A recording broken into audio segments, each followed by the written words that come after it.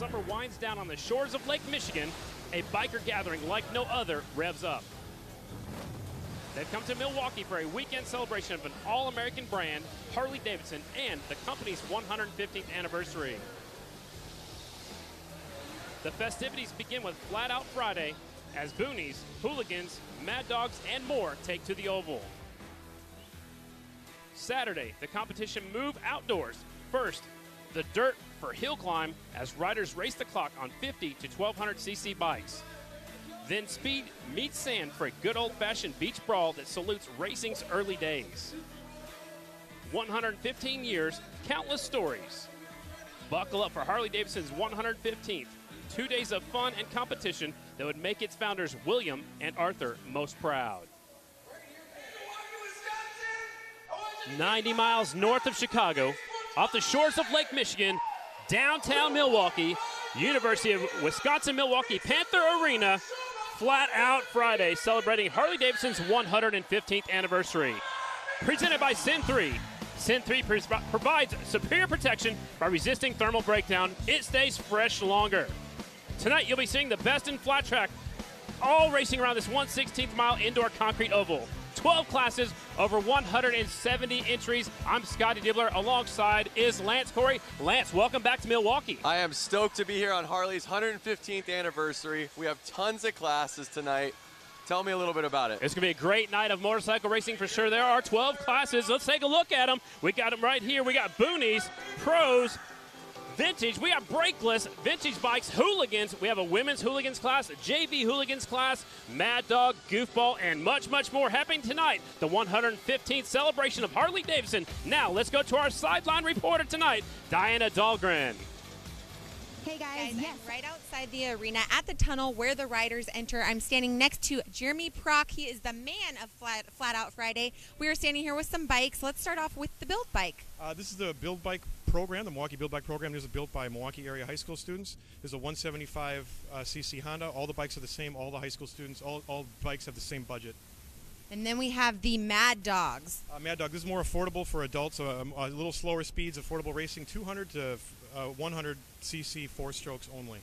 And then we have the Inappropriate. This is one of my favorites. This is a favorite. This is anything that should not be raced. Prince is, little did you know, an all-star flat track racer. You'll get to see him tonight.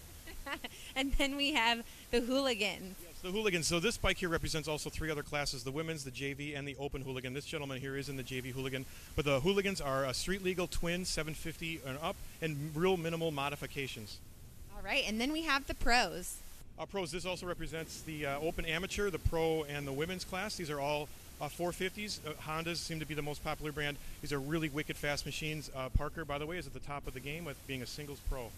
Awesome, and then we have the brakeless. Yes, these are about 115 years old. This is the way they used to flat track, brakeless, using the engine for compression for braking, using the engine compression for braking. This is Chuck Dickerson. We have to let Chuck, a.k.a. Evil Knievel, go right now because he's starting off the evening with the brakeless class. So we're going to go ahead and let him get out of here. Guys, let's get this started. Thanks a lot, Diana. Up first is our brakeless class. Brakeless class has 4-stroke motorcycles, no brakes, no suspension, 1981 or earlier. These guys are crazy, Lance. This is going to be pretty insane. So the brakeless class, this is how flat track racing started actually, is here comes this 78-year-old rider coming out. They started with no brakes, Lance. They believed if you had a brake, the riders would stop in front of you. You would actually run over the rider right in front of you. That's pretty funny, but the cool part is you're all in. Once you twist that throttle and you start going, you're committed. You can actually see these riders will drag their feet to slow themselves down when they pull up to that starting line. In motorcycle racing, we start from a dead stop right at the start. The bikes are running. They'll put them in gear and they'll drop the clutch. They'll take a look at our starting lineup. Number 49 is Kendall Lutchman. 26 is Chuck Dickinson. 618 Christopher Zelzinski. We'll see what that is. Tough one. Yeah, we'll see what that is. 996 Dan Slobodnik. With 15 is Scott Johnson. The 3X is Scott Jones, and the 311 is Warren Heyer. So I see a lot of Harley-Davidsons out there. Harley-Davidsons and one lone Honda. Actually, don't see Hondas in the brakeless class very often because back then, Honda wasn't even around yet when they would race flat track at the very beginning. That's very true. No suspension, no brakes, and some people say no brains in this class. I mean, it's a tough one.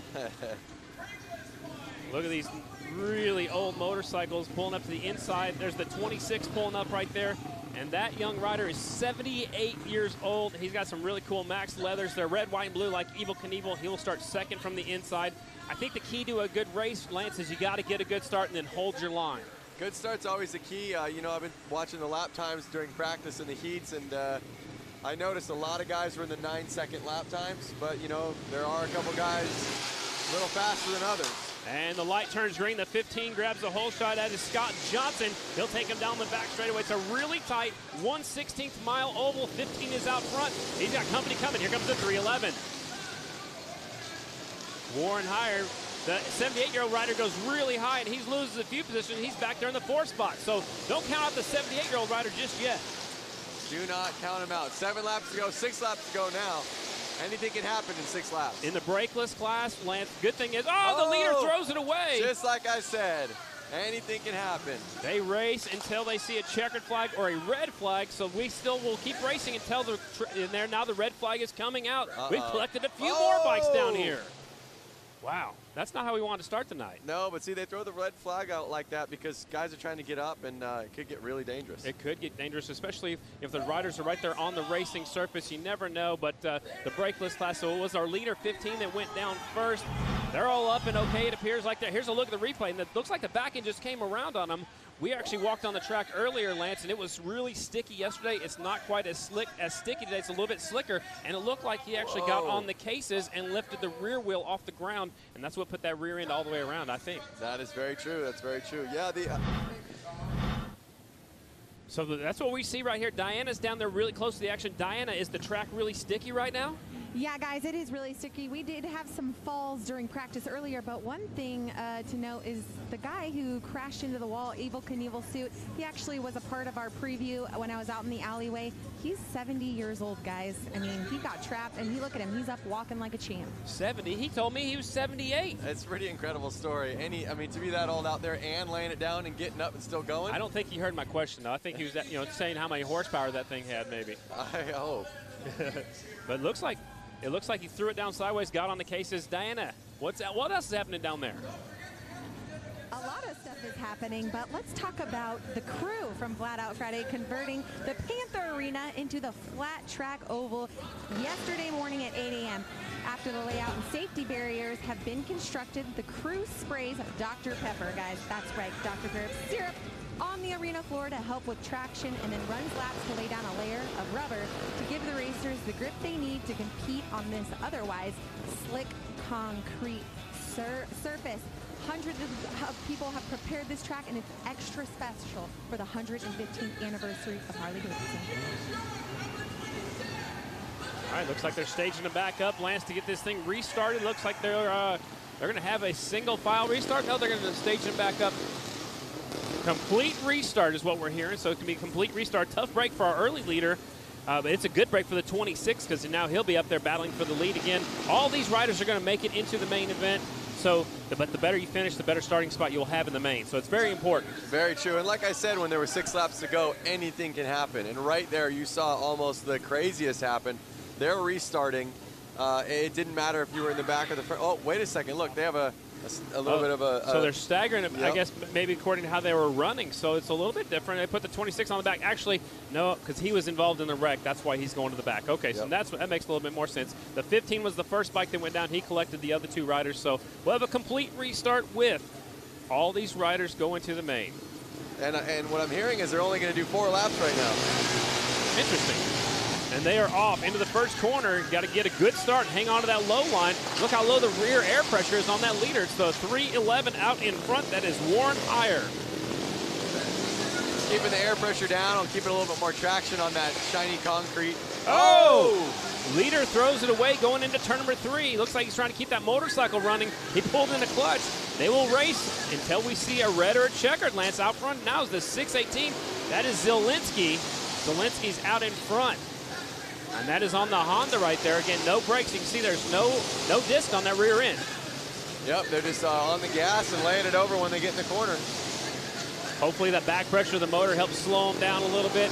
Zielinski's sneaking away a little bit on the 618. There's Dickinson, the old man right there in second on the 26. That's Chuck Dickinson. And that was the checkered flag already, so that is it. The winner of this one is Christopher Zielinski. Now, it looked like Christopher was on the smallest bike out there. I'm wondering if that made it a little bit easier for him to handle the bike without brakes. All right, possibly so. He's definitely easier to maneuver in the corners. We'll take a look at some of the replay action. Here's the leader, and he got in there, so he was just up off of where they've been racing. Maybe it's a little bit slicker up there, just off of the racing group. Yep, he was running a little wide right there for sure. And it's funny because that was right when I was talking about his tire pressure. Exactly, and I don't think that was a factor. I think he just got up there in the slicker stuff. You know, when they haven't been racing on it, it's probably still a little bit slick. I know it's Coke syrup. It's supposed to be tacky, but the more laps they get on it, the stickier it's going to get. That's very true. Flat Out Friday at Harley-Davidson's 115th anniversary is presented by Sin 3. Provides superior protection by resisting thermal breakdown. It stays fresh longer. Up next will be our bike build class, and they are making their way onto the racetrack right now. It is a Milwaukee area high school. They have 100 days to build a Honda CL or CB 175 flat tracker. Teams have the same budget and work with volunteer mentors. Bikes are judged on appearance, performance, and racing ability on the track now, Lance. This looks like a fun class. This would be a fun class. Man, I wish they had a class like this at my high school. That would be so cool. I think I'd flunk it on purpose so I could take it again. Right? You got to go back for more. I get it. I get it. Here is the riders in this one. 35, Ezra Brewski. They are all on Hondas, as we mentioned a moment ago in the rules. 83, Chadwick Dennis. He's from Shorewood, Wisconsin. 65, Stephanie Erbs. She's from Wisconsin. 07 is Kristen, and the names went away from us. They're getting ready to start our bike build. Kristen Lassen, that is Lady Lassen. The 05 is Leah Orloff. 65, Stephanie Erbs. 35, Ezra Brewski. The 11, Patrick Mishko, and they're off. 07, Brewski grabs the whole shot. This kid's a good racer, Lance. I followed him around a little bit in some of the amateur races, and he knows how to ride a motorcycle. Well, what do you know? You have a kid that knows how to ride and a kid that gets to build a bike in class. Man. Great opportunity. Living a dream for sure. He got a little bit sideways coming off the corners. When I talked to the riders earlier today, they said coming off wasn't so bad, but it was really slick going in. Yep, and that's what you noticed in the last race. Going into the corner is where he lost it. Absolutely. So Brewski's starting to sneak away just a little bit. Dennis right there in second on the 83 bike. That's Chadwick Dennis. He's from Shorewood, Wisconsin. Again, these are all Honda motorcycles that they build in class. There's your leader, Ezra. Looks like he's run into the corner a little bit wider than squaring off right in the middle of the corner. He's getting into some lap traffic, and he goes around the 65 bike of Stephanie Erbs, and she is from Watawassa, Wisconsin, I believe. That's a mouthful right there. The one cool thing that I'm noticing on these bikes is you can tell the frames have been painted, the wheels have been painted. You can really tell they stripped these bikes down and really customized them. Kevin Clark just showed the field 2 laps to go, so he'll show the white flag this time by for the 35 bike, Ezra Brewski. Picking up the white flag, 1 more lap to go. Looks like that frame's probably even been powder coated or painted, just like you were talking about. 1 more lap rider right in his way. And the checkered flag is out for your leader and winner, 35 Ezra Brewski. Good job for him right there. Chadwick Dennis will settle for second on the number 85 or 83. Patrick Misha will finish in that 3rd spot. Man. Now, one thing you notice is the leader, Ezra, was in the 9-second lap times. Wow, that's super fast. They went all the way back to 11-second lap times. So you can see there's about a 2-second difference between first and last place. Absolutely. That is the bike build class. We'll take a look at the results. Ezra Brewski again taking the win. Chadwick Dennis is second. Patrick Michaud is third. Kristen Lassen, that's Lady Lassen, is fourth. And Stephanie Erbs will qualify right there in that 5th spot. There's your bike build heat race. I wonder how many of their classmates that helped them build it are they're either in the stands or watching this live right now. I bet a bunch of them are. I bet that's pretty cool to see it all happening right here as part of 115th celebration of Harley-Davidson. This is the fun one. All right, this is your class that you wanted to sign up for when we were here in February. Yep. It's the Booney rules. It must be a pull start engine, a rigid frame, and a full AMA riding gear is mandatory. If you look, Lance, coming off that last corner, there's a jump right there, and it says get it on there. Some of the riders are going to take it. Some of them aren't. A little added feature in this class. That's awesome. They should have ran that jump all the way wide, so you had to get it. That would be kind of interesting. We might have a few more pileups. So what they do, Lance, every time they come out onto the racetrack, they will give them 2 laps to warm up their bikes and check out the track again, because some of these riders haven't been on there since earlier in practice. So they give them 2 laps every time they come to the racetrack, and they'll line them up at the starting line. Here's a look at your starting lineup. The 418's Mike Barney. 73, Travis Fryer. 01 is Brent Hankey. 75, Jacob McCutcheon. 66, Sam McKinley. And the 1777, we'll add some more sevens, Christopher Milowski. I like that. And as you notice, there's way more riders in this class. Heat 1 of 5. 5 qualifying heat races in this one, and they are off. It is the Booney class. Green flag is out. Booney class, top 2 from each heat race will make it to the main event. There will also be 2 semifinals. There are 25 total entries today, and the 01 is out front as Brent Hankey. Yep. Looks like they're teammates in the yellow and the orange jersey in my correction. And they have the same boots on too. So 01, 75, possibly teammates out there working on some strategy for later on in the main event. And again, the top 2 riders will transfer to the main. It's Hankey out front. So I don't see anybody hitting the ramp right there. I think they need to push a little wide. I think they're getting away with not having to hit it. Skipping it a little bit. There goes one guy with the ramp. He's a lap down, but he's jumping. We got one rider down over here in turn number 2. Now there's one coming off of turn number 2. The leaders make it through safely. Yellow flag is out. Try to full start that motorcycle. There's your leader back around. Again, Lance, we don't stop until we see red or checkered. So we see waving yellow. It's all right. We keep racing. Just use a little bit of caution. Yes, that's right. Looks like they're having fun out there. Just saw Brett pop a wheelie. Yeah, he's having a good old time right there in that bike. He's going way up there by the hay There bales. he goes. Pulling the wheelie. Get some traction to that rear wheel. White flag is out. One more lap to go. Booney, heat race number 1. Hankey, second place goes over the jump. The 75 bike of McCutcheon takes the jump right there. Jacob McCutcheon. And here's your checkered flag and the win on the back wheel. 01. Brent Hankey. He goes straight back to the pit area. He ran away with that one. I mean, right off the gate, he took off. And so I'll see you guys later on. That was heat race number 1 of our Booney class. Man, there are 5 heat races. This one's a stacked deck for sure. Here's the results. We got Brent Hankey in number 1. Second place was Jacob. Third place was Travis Fryer. Fourth place was Mike Barney. Oh, we maybe have 2 fourths. I would say Christopher ended up in a 5th. Maybe they tied. Maybe they tied. Yeah, they might have tied. Because then Sam got 5th. All right, so they're fixing it as we go. They got the scoring and timing. There's a scoring loop as they go across the start-finish line, as he's going to do a little fine-tuning to his front end. Oh, no, he's heating up the tire. Yeah. All right, he's taking it serious. Heat race number 2 is coming up next right here. The Booney class. Well, maybe just cleaning off the tire. That's what he was doing. Yep. I thought he was coming up the next race, but he's cleaning that hay off the tire as he was one of the riders who got up into those hay bales. Oh, gotcha. Heat race number 2, it's the Booney class. Again, they get 2 laps to check out the track, warm up them tires a little bit. These are great big guys on little bitty motorcycles. The coolest thing about these races is these guys are on bikes that are probably in their sheds. These aren't professional.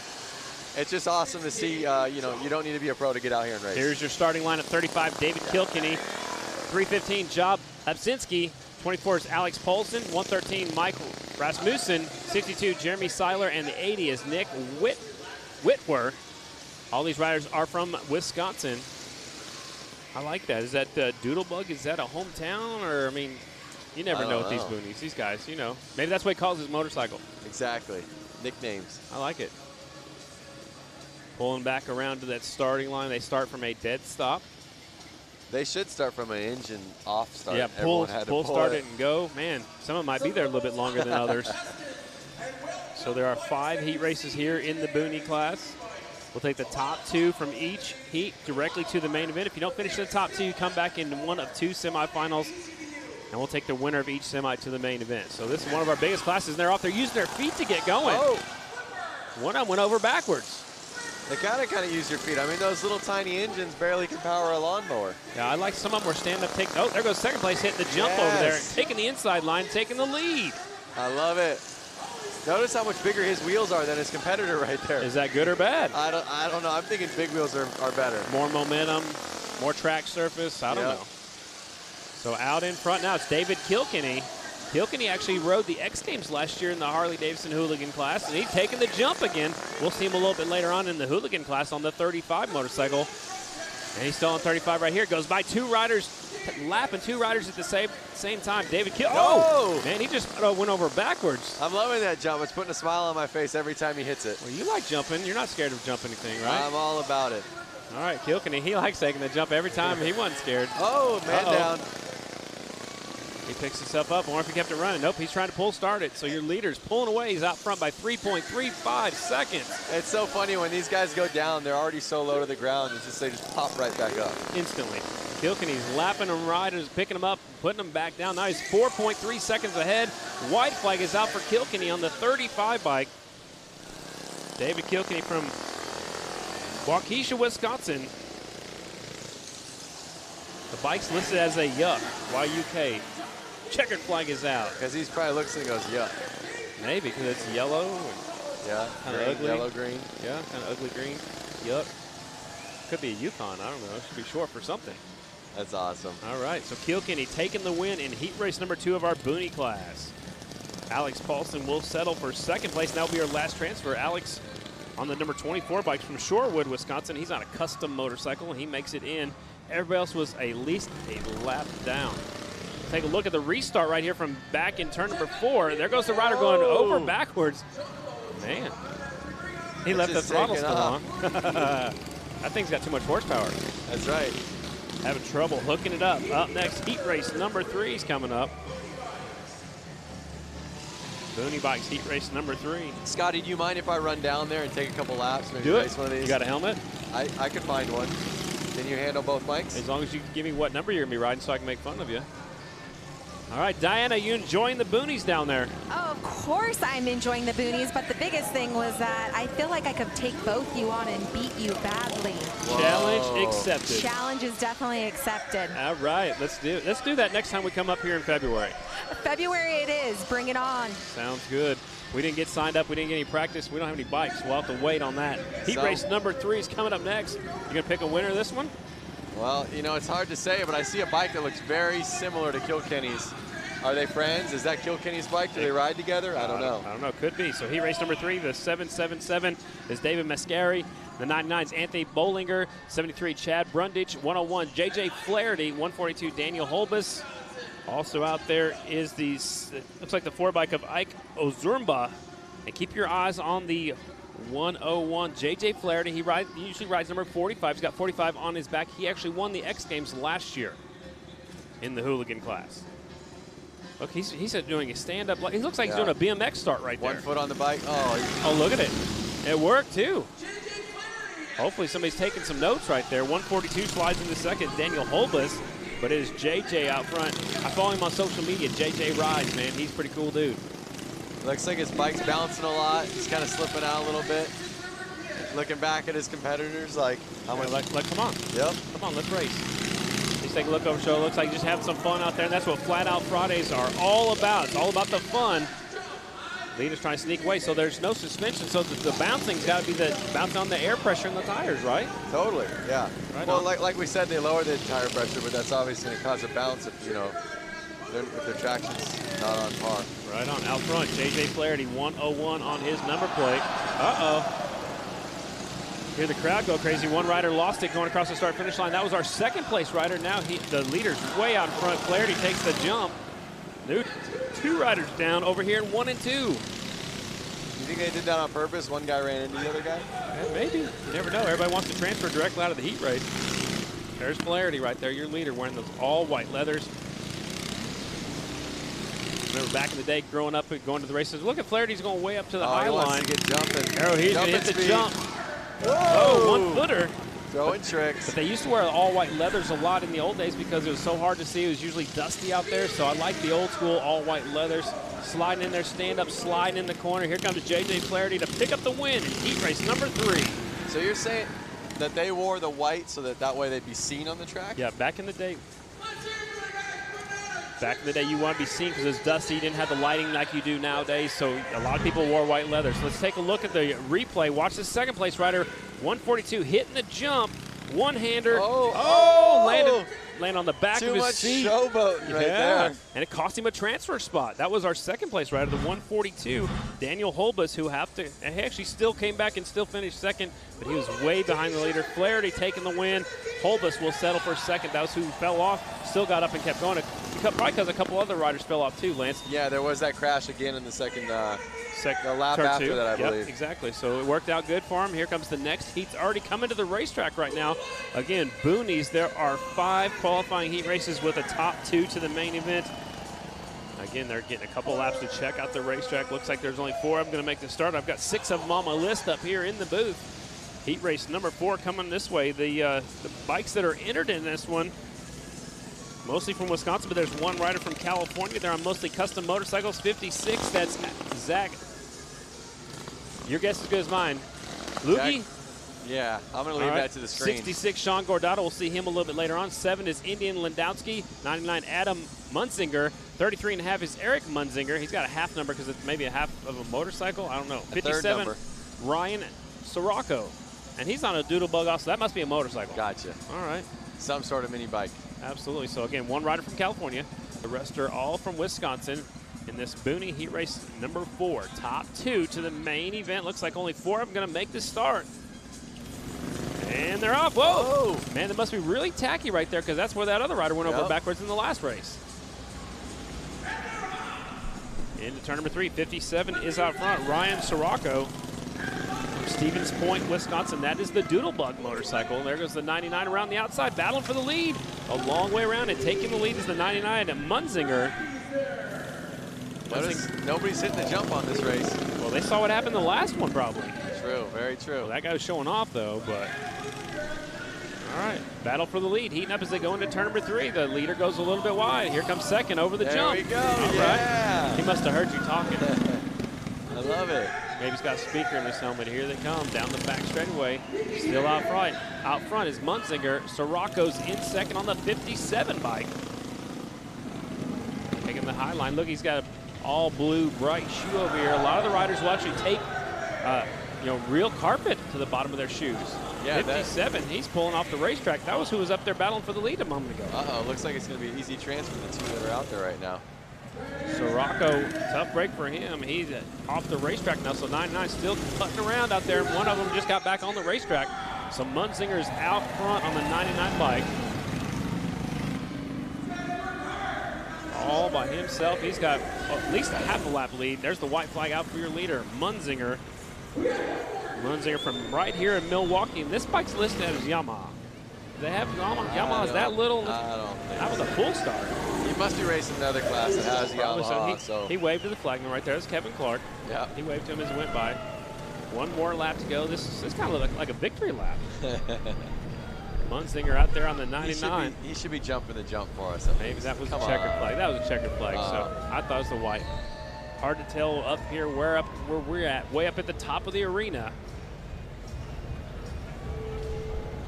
So 99 takes it back to the pit area, and he is your winner. Munzinger takes the win. Indian Lenzowski is your second place rider. And those will be your transfers. We'll take a look at our second place riders wipeout. There's the 57 bike right here. Going for it. Oh, it looked like he just lost his left leg in the back. It just came around on him. So that was a tough break for him. He took it to the infield. I don't know, maybe he lost power on that thing, but that's definitely going to cost him a little bit. We're on Booney Heat Race number 5, and they're coming to the racetrack right now. We should be right around Booney Heat Race number 5. That's where we're at. Oh, yeah, we added this one. There were so many of them. We had an added Heat Race. 257 is Tony Betts. 12 is Leonard Schrodrick. We'll go with that. 323 is John Mailander. 13 is Ben McGinley. 76, Oliver Peck. And the 30 is Jason Warnke.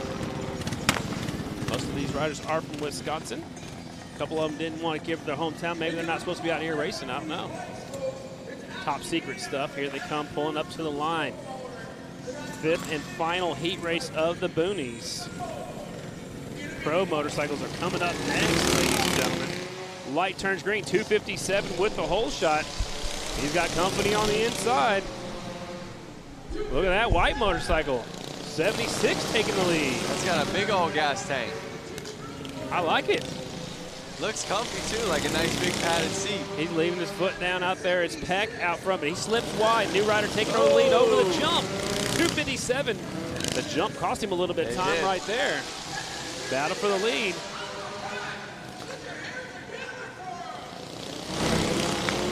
There's the top 2. Oh! Where did the rider go? I saw the motorcycle. I hope they got that on camera so I can watch that. Now there's a little bit of fluid down there on the track as well. It's going to be slick right there. That was a good one.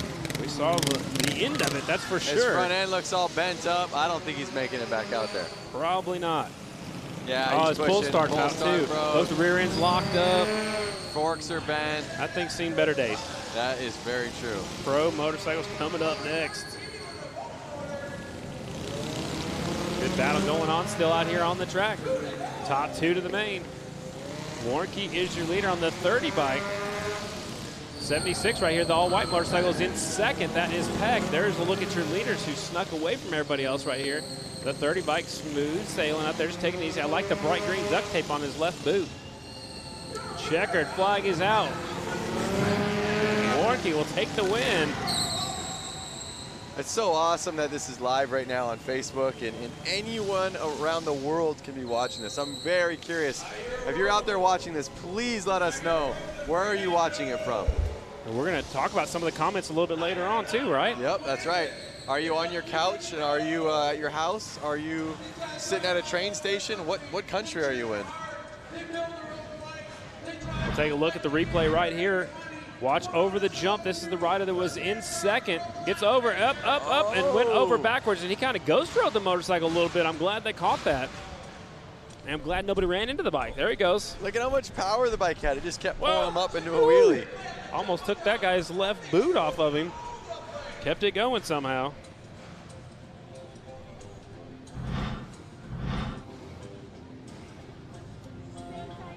So awesome. I just asked people where they're watching it from. I'm getting a lot of places: Colorado, Ohio, Jerry Kirtley out of Chattanooga, Tennessee.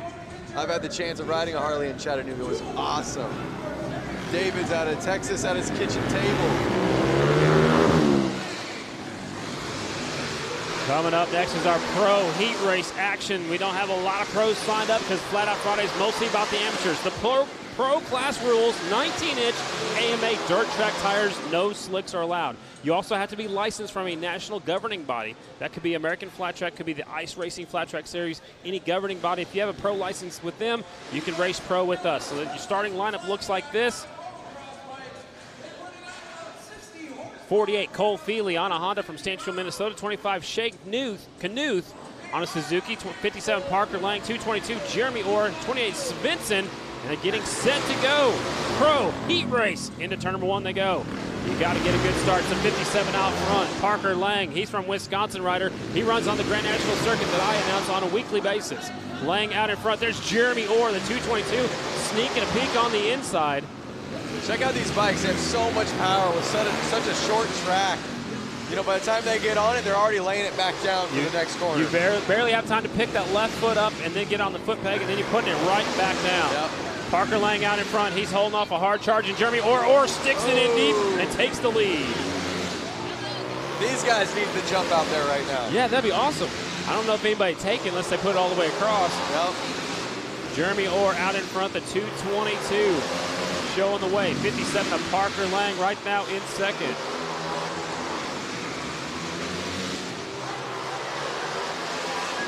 They're rock and roll with the carpet on their foot. It's so they can drag their foot. Yeah, absolutely. Orr sliding it out front. These guys are serious. They come here to win some money. 222 is Jeremy Orr. A lot of the... he opened up the door. Here comes Parker Lang. And Lang from Wisconsin takes the win right there. That's why you never give up. Wow, that was for the last... Yeah, that was for the win right there, coming to the checkered flag. These guys are serious. If the door opens up, you got to be there to stick that wheel inside and take that spot away. Parker Lang, who's from Wisconsin, takes the win. A lot of these guys are going to drive down the road to the Grand National in Springfield, Illinois. Short track tomorrow night. Most of these guys will be there with it. Watch them as they battle the turn. Lance, tell us about what's going on. Well, watch his front end on the 222. It's bouncing a lot, and it was bouncing there, and it bounced a ton when he got past. So here's a look at the final corner. Boom, boom, boom. So that's what caused him to go. He couldn't keep it down low. He pushed wide and opened up the door for the 57 to come on through. Yep, just like that. Gave it away.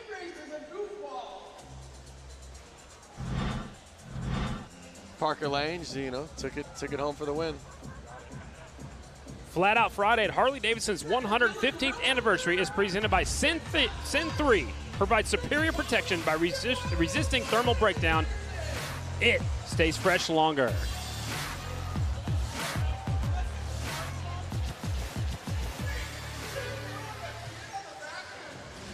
Do you know what's going on out there? Look at these guys. Is that a chicken? I don't know. It's not October yet, but it looks like they're ready for Halloween. It is the goofball class, ladies and gentlemen. Riders are 18 years old and older, and they are outrageous. Whoa. Look at that thing. Is this Back to the Future? I think so. Let me ride it. No kidding. There's a chopper. Look at how close those handlebars are together. That's going to be hard to turn, man. Yep, and he's shifting with his hand, and he's doing the clutch with his foot. I've seen Kendall out there a couple times. Here's your starting lineup for our goofball class. 963, Jim DeLisi. 311, Warren Heyer. The 3 is Hunter Howell. 49, Kendall Lutchman. And the 75, Karina Strack. So we got a Yamaha, Harley, a custom motorcycle, a Harley, and a Yamaha. Looks like only 4 of them are going to make this start, and they are off. Somebody's got a backpack going along with that rider. Kendall's out front. The chopper takes the win. Is it legal to be riding with somebody in the back? Like in the backpack? Remember, this is the goofball class. There's no rules. Okay. As long as they got a good seat, maybe they got a camera on there too. 49, your leader on the chopper, Kendall Lutchman. Oh, he slips wide. Notice him laying it over so hard that his clutch is actually scraping on the ground sometimes. Wow. It's probably his kickstand is too. It looks like his kickstand over there on that chopper. I thought that was a chicken, but it looks like a little bit of a crazy creature maybe. There's the rider with the baby on back. Oh, the chopper went down. The 49 bike throwing it away. Hopefully we got that out. Like I said, I think he was laying it down so far that the clutch actually picked up his rear wheel on him. Made the rear wheel light and come around on him. So the monster right here, the 963, is out in front. That is the Liesel. Jim DeLisle. Delisle. I don't know. Delisle, bro. We'll go Delisle. 963. Choppers in the infield. Out of the goofball class, ladies and gentlemen. We have to take the top 4 riders to the main event. So there's 3 heats. 4 riders will go directly to the main event. Kevin Clark will show them the white flag. 1 more lap to go. Chopper's trying to get fired up. The Liesel out in front, 963, and there will be the checkered flag. There's your winner. How does he even see through that helmet? I don't know. Oh, look at this. Look at that. Oh! Man, it's the first time we got to look at the 3 bike. Hunter Howell. I think he's got some lean to it a little bit. He's sitting in a little bit side saddle. Is that the Abominable Snowman? I don't know what it is. Whatever it is, that's your heat race winner. That thing's name is Jim. Jim DeLisle taking the win. Hunter Howell will be second. Karina Strack is third. And Kendall Lutchman will be fourth. And we'll take 4 up to the main event. So what you see is what you're going to get out of heat race number 1. Taking a look at the replay right here. This is the battle for the lead. The 49 sneaking up the inside. See the sparks? Dragging the cases. Yep. You called it, Lance. He was dragging the cases, possibly even his shifter lever. Yep, I saw that right in first corner. You just saw his clutch scraping, and if he picked up any more momentum, there was no way of holding on. All right, heat race number 2 of our goofball class. We have number 15, Scott Johnson. The 73 is Travis Fryer. 12 bike Adam Zeller. The 707 Marco Lazervik. And the 12, Adam Zeller. So we got a custom bike, the Yamaha, 2 Harleys, and another Yamaha out there. We'll take the top 4 to the main. This guy's got some spikes sticking out of his shoulder pads out here. That guy's got a horn sticking on the front of the 73 bike. Is that a unicorn? I'm not sure, but there's a police officer going to the donut shop. All right. He'll be the first one there. He'll pull up to the inside. That looks like a full-on street legal bike that police officer's on. I don't know. He's not going to be able to lay it down very far either. Light turns green and they're off. Was that a banana? And what do you say? The police officer's in the lead already. All right, out in front, the police officer's going to lead him off turn 4. 707 on the number plate. Marco Lazervik. Lazervik is out front. He can barely lay that thing down, Lance. And look, it's throwing sparks right now. You think that the other riders are just scared to pass him because they don't want to pass a cop? They probably don't want to get a ticket. We're all kind of used to that. Right. If they pass them, then they're going to get a ticket for speed. Yeah, so this is, you know. Follow the leader. Exactly. Zeller's right there on the banana.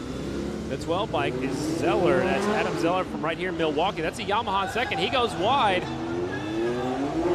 The banana goes wide just to keep from running over the leader. Oh, one rider's down. Looks like a Mad Max is down. Losing parts. Yard sale. Absolutely. Yard sale on the back straightaway. There's your leader back around. Oh, lights are on. Oh, he's in hot pursuit of somebody. He's unhappy. He must have got a call from the police station. That's a Harley-Davidson. Zervik out in front. I wonder how many officers right now are watching this on the live feed. Getting a little chuckle at it, almost wishing they were out there. Oh, second place got into the backside of the leader and went down. Look at him. He said, not so fast. You bested the law. The law won right there. Yep. Oh, he's got his sirens on now. His lights and his sirens. Lazervik out in front, 7:07 on the number plate. There he is, across the finish line and will take the win. He's got his police sunglasses on, his red, white, and blue gloves. Second place is Johnson on the 15 bike. The Banana still got up and got going. He crosses the finish line right there. Zeller. Somebody's doing a burnout on the back straightaway. That's Mad Max. 73, Travis Fryer. That's a Yamaha. That's a unicorn. I like that. It's a unicorn Yamaha, and he will make the transfer spot. He'll get fourth. We'll take a look at the replay right here. So the Cop is coming in on our left side, going to 3. Here comes the Banana, getting in a little too hot. And the Cop just shut the door on the leader. Here's another look at it. He gets right there into the saddlebag. Wow. Man, he's trying to take the Cop out, I think. A for effort, but look at that Cop. Way too confident. He said, not so fast. Yep. Look at the Banana in his gun holster. Oh, boy. They must be friends. Up next, heat race number 3 of the same class. It's the Goofballs, top 4 to the main event. 777 Alejandro Garrido from Palm Bay, Florida, all the way from Florida to race in this goofball class. The 72 is Ronnie Zastro.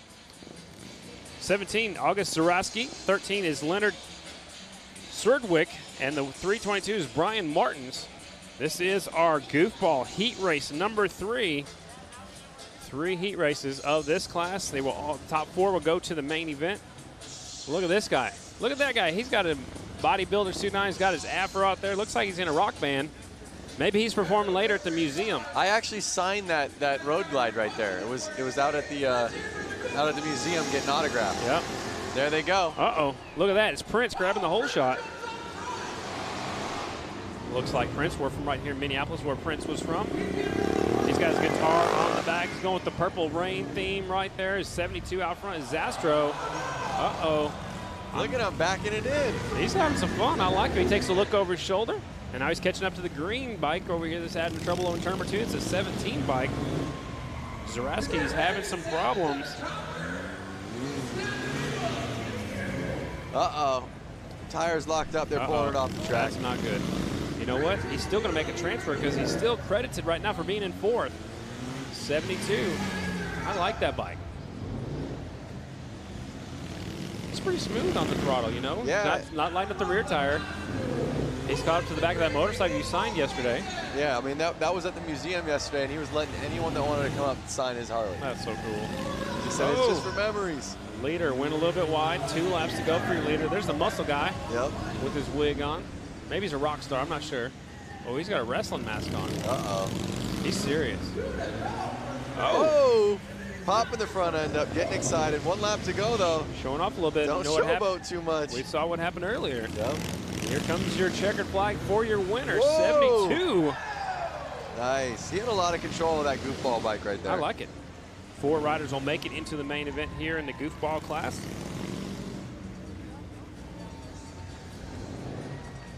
Ronnie's looking real confident. I'm sure when it gets to the main event, he's going to be one of the guys to keep an eye on. That's for sure. He's going to be fast for sure. With the Prince theme right here in Minneapolis, or from Minneapolis, Minnesota, not too far away as we're here in Milwaukee. Here's a look at the replay, actually. Watching him off the start, this coming to the finish line, doing a little wheelie. Yeah, throwing some style into it. You think the guitar helps him do that? Puts a little bit of weight on the rear wheel. Yeah. I like it. He wanted to get close to Kevin Clark, you know. Exactly. All right. Well, lots of fun here at Flat Out Friday, celebrating Harley-Davidson's 115th anniversary. All right, let's go down trackside with Diana. Hey guys, give a big round of applause. TJ Dillashaw and still bantamweight champion. Congratulations. We're live on Facebook, millions of viewers right now. How is it being here in Milwaukee for the 115th anniversary of Harley-Davidson? It's amazing. I'm a big Harley fan. You know, I got a Harley myself. Anytime I get a chance to escape training, need a break, I jump on the Harley and you know, have some fun and forget about everything. It is the perfect escape. How was the brand new FXDR that you got to try out today? Man, so much fun. Me and Cowboy got to race around town, show it off a little bit. Everyone's asking questions about it, so it's fun to have the new bike out on the streets, you know? We saw you laughing earlier at the goofball class. What did you think so far of tonight's Flat Out Friday races? It was action-packed. People eating shit, having fun. The goofball, the boonies. I want to do the boonie races. The boonie races look amazing.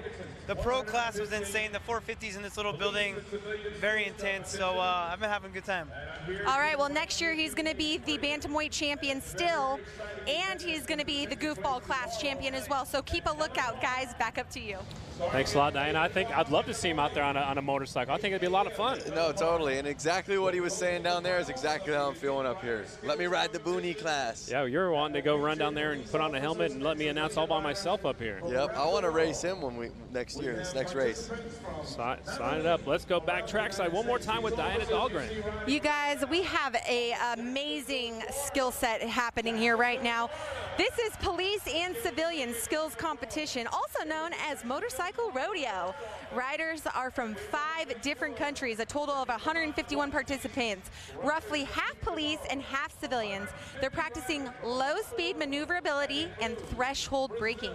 These skills keep the riders safer on the roads, and the competition awards are trophies, and not only that, what's the most important thing? Bragging rights and improved school set. So anyways, guys, there's much more to come from these guys. They're amazing police and civilian skill set. Still to come, ladies and gentlemen, Mad Dog semifinals, the Boonie semifinals, Hooligan semis, Brakeless main event, the JV Hooligans Build Bike main event, our Open Amateur main event, our Women's Hooligans. We got to see women on the big heavy bikes, our Mad Dog main event, Vintage main event, Boonie main event, Pro Rider main event, Hooligan main event, and our Goofball main event. Still a lot to come right here in Milwaukee at the 115th anniversary of Harley-Davidson. Yeah, no, I mean, it's I'm really excited to see these hooligan racers out there. They've always had a great showing in the previous races. It's going to get pretty gnarly. We have 18-foot circles here. 18-foot circles. A lot of mains left. And then we got the women's hooligan, which is awesome. I think this is a new class that we're going to be seeing this evening. It's going to be cool to see women going head-to-head out there. Lots of action out there. You see them challenging themselves on this tight course. I saw one of these police officers showboating with both feet on one side of the bike. I'm not sure if you noticed that, Scotty, but these guys are definitely ready to show off all their skills.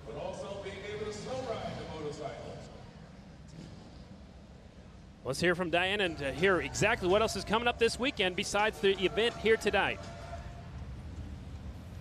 Harley-Davidson 115th anniversary is here, and we're getting it started tonight with the Flat Out Friday races. Tomorrow at noon Eastern, we will be 30 miles north in Slinger, Wisconsin for the Harley-Davidson Hill Climb. 5 classes of bikes compete at Little Switzerland Ski Resort, where they have created not one, but 2 hill courses to climb. The front side with multiple jumps and a mogul field to maneuver. Then the riders move to the back side of the hill for the 35-degree angled second run to really challenge their climbing skills. Again, that starts at noon Eastern here on Facebook Live. But we're not done there. What would Labor Day weekend be without a trip to the beach?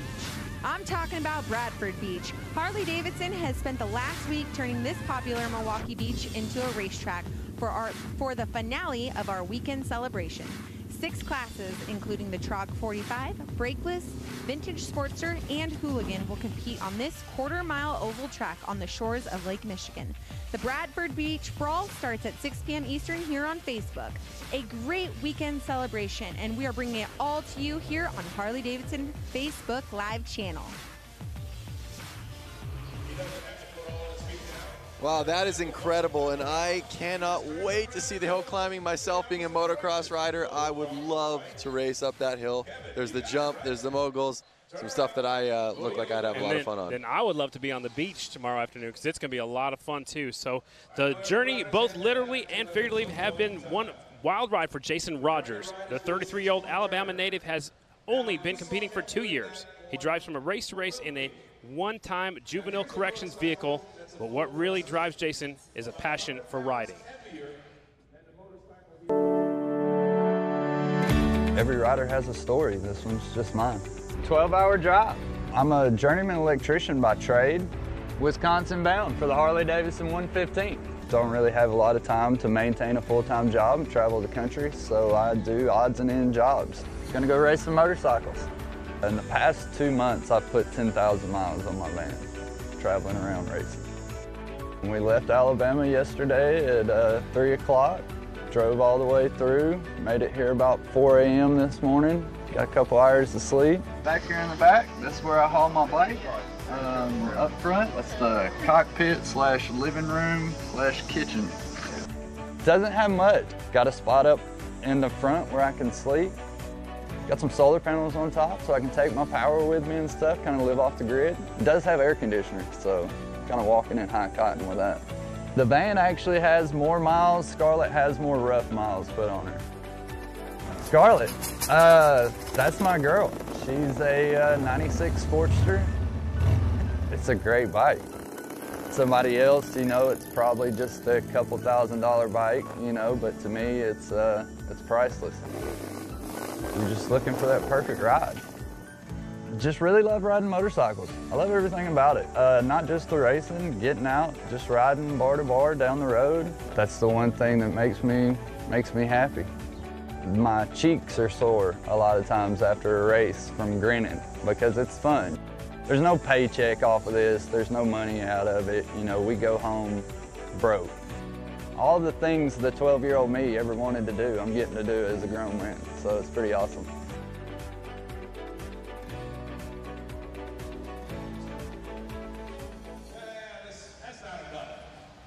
To none other than Wheelie Wizard. You know, we got to have fun earlier. Let's tell the crowd a little bit of what happened. We got to do, I mean, you got to do wheelies. I got to be your passenger. So you got to understand that an OGO gear bag is supposed to hold riding gear, but we can't help but put people in it. Diana, you're the next up. You got to do it again. We hope that the camera actually sees this makeshift rope here with a military clip of some sort into an OGO bag here. And guys, actually, I'm going to take a ride. So here we go. Diana's getting that OGO bag, Lance. You want to try this one? No, I'm happy sitting right up here. So there we go. I'm going, guys. Although my 2-year-old daughter would love that little OGO bag ride. Absolutely. So Diana's in the back with the Wheelie Wizard. He never puts his front wheel down. He is amazing. I've known him for quite a few years. He's got such good balance. That's incredible. Balance is hard on those little 50s. Hang on, Diana. Hey, guys, just to let you know, the police are right next to me. I think I might get arrested for this. It's highly illegal on the roads. Do not try this because you just don't. It's not. It's not safe on a not closed course. I think I might be going into the hay bale. Don't hit the hay bale. So the Wheelie Wizard pulling Diana around. I think the cop is following you. Actually, I think the cop might be a little upset, you guys. Uh-oh. I think you're going to get pulled over. All right, I'm leaning in. I'm leaning hard, you guys. Yeah, you got to be committed. We got some style. Oh! She left some rubber marks on the track. We left some rubber. Awesome. There we go. Oh, look at the officer doing a burnout. Yeah. That is awesome. If you are watching live on Facebook, you better give a lot of likes if you can, a lot of comments about that one because I was a little scared. Wheelie Wizard, guys. Take it away. Thanks a lot. Wheelie Wizard is awesome, dragging Diana around the floor out here at Panther Arena. Here's a look at the replay. She's a little bit sideways. She's dragging her credential and everything, Lance. Look at that. No, it's so awesome. So awesome. So what's going on Facebook? Check us out. Tell us what's happening. Well, right now, it's cool just to kind of see what everyone's saying. Let me take a browse. You know, I'm getting a lot of good people kind of shouting out their friends. Joe Swinley saying, good luck, number 42, Rich Heverly in the Hooligans race. So that's a race I think everybody's excited to see, the Hooligans, and they are coming up. We're going to have some heated races with those guys. I want these people to tell us where they're watching from. You said on the couch, you know, in their bedroom, in their garage. What country are they watching from? We're going worldwide with this, Lance. No, there are people watching from all over the world. I got David Sprague from Huntington, Indiana. There's Simon Says. He's sitting here from New Zealand watching it live feed. So, I mean, around the world. I read places in America, and I read places, 12, 14, 15 hours away. So it's incredible to see that, that many people influenced and digging on the Harley-Davidson 115th anniversary. And here comes the next class coming to the racetrack. This is our Mad Dog class. There are three heat races. We'll take the top 3 out of the heat races to the main. There'll be 1 semi. We'll take the top 6 out of there into the main event. Again, this is our Mad Dog class. Mad Dogs. 100 to 200 cc's, 4-stroke motorcycles. The riders must be 18 years old or older. A race for adults to be a competitive at a more affordable level than open amateur. So if you don't want to jump in with both feet and buy a big motorcycle, you can jump in, start flat track racing on this little, a smaller bike. On your kid's motorcycle. Yeah, borrow your son's or your daughter's motorcycle and bring it out here and race. It's open. You can sign up. You can sign up next year. Yep. Well, no, I'm going to ride the Boonie class. Are you allowed to race 2 classes? Yeah. I know Lady Lassen, she's running 3 different classes. So here we go. 01, Brett Henke, 11, Hitman, McManus on the 17, Charles Pipke on the 520, and Rasmussen is the last rider out there. What do you know? One of the smallest bikes is in the lead right now. Does that prove that it's man is better than bike? Do you see what I'm saying? Like, I don't know. I think it's easier to get off the starting line. Okay. Maybe. I don't know. New rider taking a look at the lead up the inside. Little bumping, little banging going on. They're rubbing elbows. So 520 was in the lead. That was Pipke. Now we've got a new leader of Henke, 01. We've already had a 01 win earlier in one of our other classes. Yep. Must be a popular number. I don't even see his number plate. That's how fast he is. Exactly. Henke's out front, Pipke's in second, Hitman's in third, and Rasmussen's in the 4th spot. Again, we'll take the top 3 riders to the main event. This is Mad Dog Heat Race number 1. Notice as soon as Brent got past Charles, I mean, he's kind of taken off on him. Yeah, he had 1.75 second lead the last time by in his little bitty Honda out here. He looks like he's got a Yoshimura pipe on there. Yep. Well, added horsepower. I mean, look at the gap right there. It's about a half a lap, I would imagine. Yeah.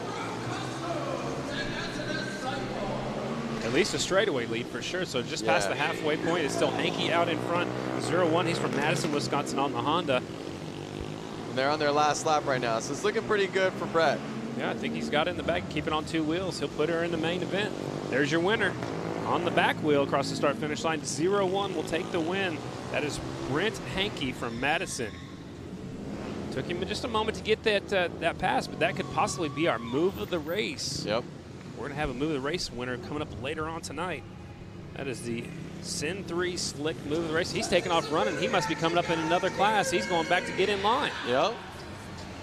Here's a look at your results. Brett Henke taking the win. Second is Charles Pipke. Third is Zach Hitman. Those are your transfers.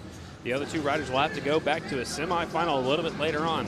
As heat race number 2 pulls to the line just like a few minutes ago.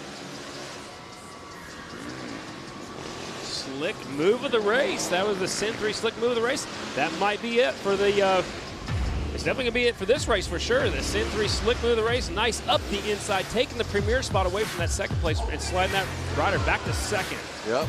And then he just took off from there. I was told we had 3 heats of Mad Dogs, but looks like they're bringing out our next class already. Open Amateur. The Open Amateur rider's already coming out. Get this situated here in a second. 89X Robert Blasky, 73 is Chad Kenton, 84 is Ederman, 01 is Henke. He just went out there again. 707 is Lazurvik, 17L is Orloff, 19 is Schwenker, 28 Ethan White, and the 240 Jeff Wick. Here we go. Open Amateurs. Now you notice one of the bikes out there has supermoto wheels on it, a little bit smaller, and then the other bikes have motocross wheels on it. Okay, so this is actually an open amateur semifinal. So we ran heat races in this class earlier today. This is your semifinal. We'll take the top 3 to the main event. There are 2 semis in this open amateur class. Getting set to go. Look how many they're putting on that starting line, Lance. That's going to be like a motocross style gate. Look how tight they are. Totally. There's going to be some elbow banging right here, bar banging. I think guys are going to get into it with each other.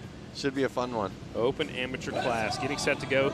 Riders 12 years old have to be on a 250cc or smaller, 14 years old and older on a 450 adult frame bike with no hooligans, mostly the up-and-coming riders in flat track. And they are off of the first corner, down the back straight, actually the second corner. They're side by side for the lead. Jeff Wick kind of lose a little traction and fall behind right there. Eric White is out front. There's no number plates on there, but we are using transponders, so it's 28 is your leader. 240 of Wick right there in second. Are they catching up to lap traffic already? Already, yeah. But remember, they had a staggered gate, so there was a couple guys on the second gate. They were already a little bit behind. And it looked like there was actually a fall off, too, in that first corner, so they got up there actually right in front of the leader. So the leader's in the black leathers with the white helmet. He's caught up to the back of the pack right now. Halfway flags are out. Semi-final number 1 of our open amateur class.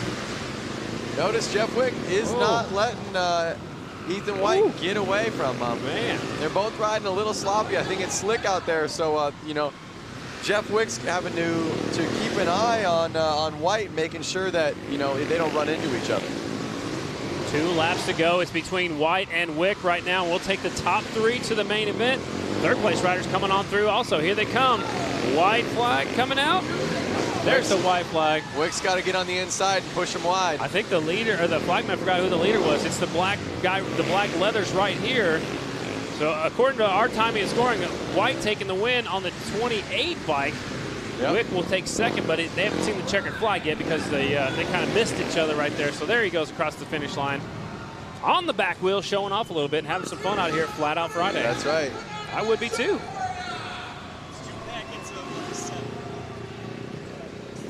Ethan White taking the win. Jeff Wick is second, and Belaski is third right there. And that is your 3 transfers. Oh, almost went over backwards. Up next, semifinal number 2 for our open amateur class. Let's look and see how sloppy this race was right here. Woo! Second place rider got a little bit sideways right there. There's good form right there, sliding in the first corner, barely putting your foot down, but look how loose it is and how slick it is. I mean, that was making it real tough for Wick to try to, you know, really pinpoint how he wanted to pass him. I mean, they were just all over. And he puts it on the back wheel. Yep. That's what, you know, racers do that. They do that. Got to show off a little bit here at the Harley-Davidson Flat Out Friday, celebrating 115 years of motorcycles. Harley-Davidson started back in 1903.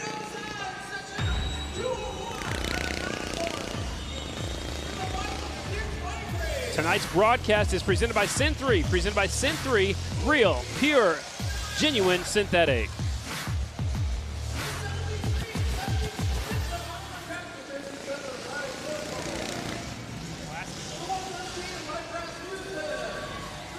Looks like the Booney class, semi 1 of 2. 99 is Bollinger, 73 is Brundridge, 315 Lapsinski, 33 and a third is Munzinger, 76 is Oliver Peck, 113 Rasmussen, 62 Jeremy Sealer, 57 Ryan Sirocco, and the 80 is Nick Whitwer. So there was already 5 heat races of this class. It's already been brought down to 2 semis.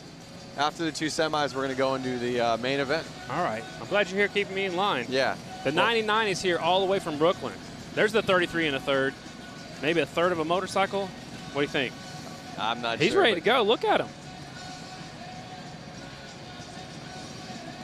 Uh-oh, someone's got to buckle his helmet. Oh, you got to do that. Track safety's like, hey, put your helmet on all the way. Put your helmet back on. Tighten it up.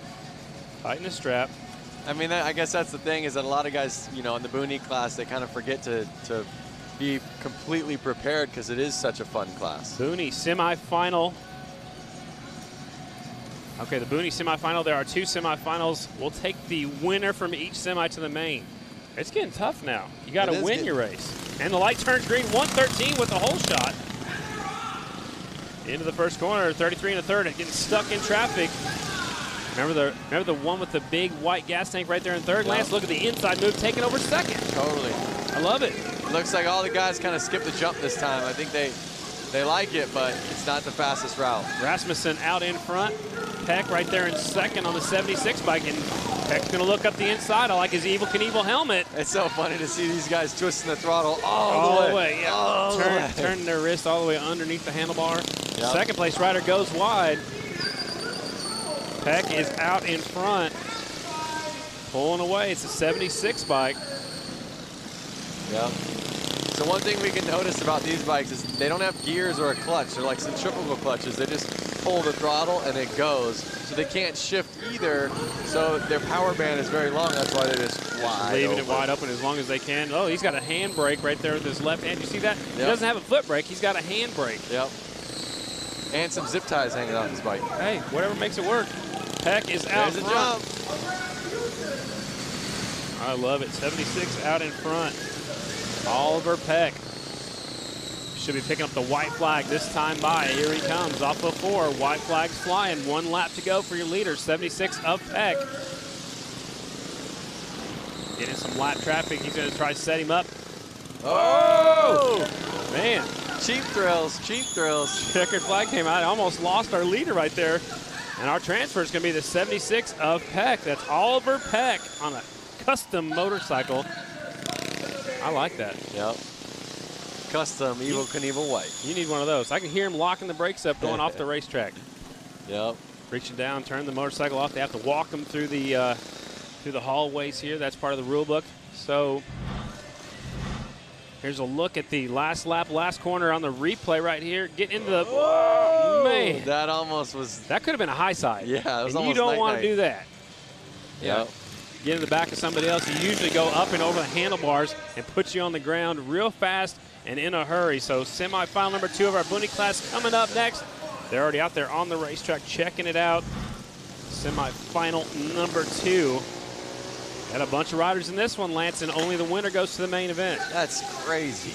Man, that means all these other people are going to be fans up in the stand just like you and I are. Here's a look at the lineup. 418 is Barney. 257 is Tony Betts. The 13 is Leonard Wildrook. 73 is Fryer. 323 is Melander. 777 Mascari. 66 is McGinley. 1777 Milanowski.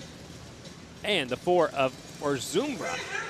Man, he's got some hard names, these riders up here from Wisconsin. Yep, they're all from Wisconsin, and we'll see how they do. They're getting lined up right now. So it'd be safe to say a Wisconsin rider is going to make the main out of this one? That you have, I think, a good chance of that being correct. Okay, perfect. Forever Two Wheels Company, I like that. On his jersey right there, he's got the Harley-Davidson number 1 on the side of his helmet. Yep. Staging him up. He's looking 777's ready to go. He's not even looking back. He's ready to go straight to the main event. He's focused. Over their front end, was his bike that powerful, you think? I don't know. That guy's got a Pat Blue Ribbon shirt on. Here we go. Getting set to go. Booney, semifinal number 2. We will take the winner only to the main. The official down there making sure their front wheels aren't across the line.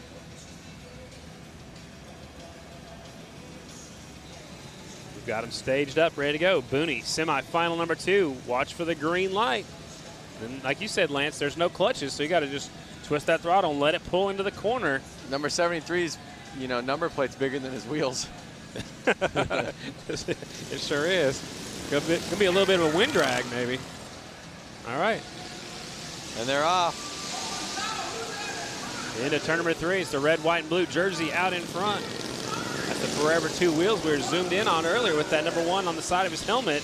Out in front, Mascari is leading the way. 777's not even lifting up his left leg, keeping it out there for whatever he feels safe about. Looks like he likes riding motocross. He's got it way up to the front. In flat track lines, we try to keep it right beside us on the side of us, but these bikes are so small, I don't think it matters as much. Yep. Yeah, you almost can't keep it to the side of you because your foot's already too close to the ground. There's no way, right? Out in front, Mascari trying to pull away. Fryer's trying to keep him in check. Or Zumba right there in third, trying to hang on to the leaders. Halfway flags are already out, Lance. It doesn't take very long to put down some quick laps out here. No, it doesn't. I mean, they're putting 10-second lap times down, I believe. 777's getting into some lap traffic. A little bumping, little banging going on. He got through. Look at his muffler hanging off the back of the bike. It looks like, well, that's his brake line hanging down. I thought it looked like a chain was hanging down, like from his wallet to his belt loop. That's what I thought it was for a second. Got an air filter hanging off the back, breather right there, crankcase cooler probably. Mascari picking up the white flag this time by. Here he comes to the white flag. Fryer's right there in second. The 173 trying to keep his leader on this. And I believe it's going to be Mascari going to win this one. Going away, hands down, fist up in the air. 777. Oh, we lost one come out the final corner. Now, one thing to notice is that these riders are actually, I see a 10-second lap time was put down there in this Booney class. And some of the other fast races were only putting 9-second lap times out there. So their pace isn't that far off of the other riders we've seen. Looking pretty good to me. So they'll go back and regroup. We'll see the winner in the main event. There's always something going on everywhere you look around here. Here's a look at some of the replay of the 777 getting into the lap traffic. He lifts his foot up to go over the jump. And this guy's like, hey, where'd you come from? He's like, hey, I'm lapping you. He's probably just checking out that #1 Harley-Davidson sticker on his helmet. Checkered flag, fist in the air, red, white, and blue jersey.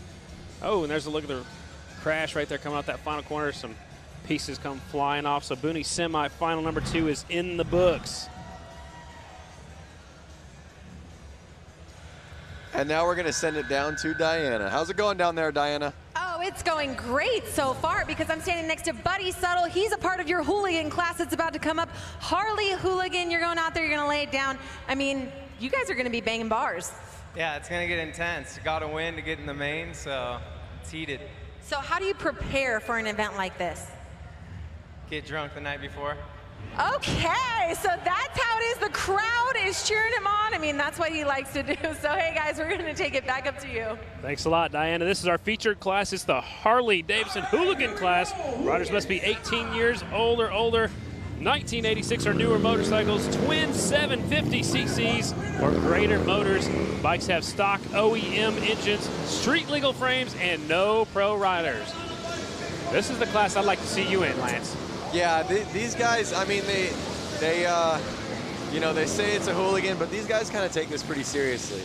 And I know that he was just saying, you know, we go out and drink beers, which they do, but they had all day to recover. And, you know, these are heavy bikes. These are no joke. They're fast, and they take it serious. And here we go. The riders are 003s. Jake Cook, he's from Corona, California. 44X is Gonzalez from California. 46 is Aaron Gordado. He's from Long Beach with his brother right beside 66 of Sean Gordado. He's also from Long Beach. Kilkenny's from Waukesha, Wisconsin. And the rest of the field, there's a lot of fast guys out there in this one. Again, winner only goes to the main event. Robinson's on the 333, Schultz on the 79, Gonzalez on the 44X, and they are off. Semi-final #1, winner only to the main event. Kilkenny grabs the whole shot. The 35 bike is out in front. And these are all Harley-Davidsons in this semifinal. David Kilkenny got the silver medal last year at X Games. Didn't have good luck this year. He's got that Fuel Cafe patch on the front of his leathers. It's a cool hangout right here in Milwaukee.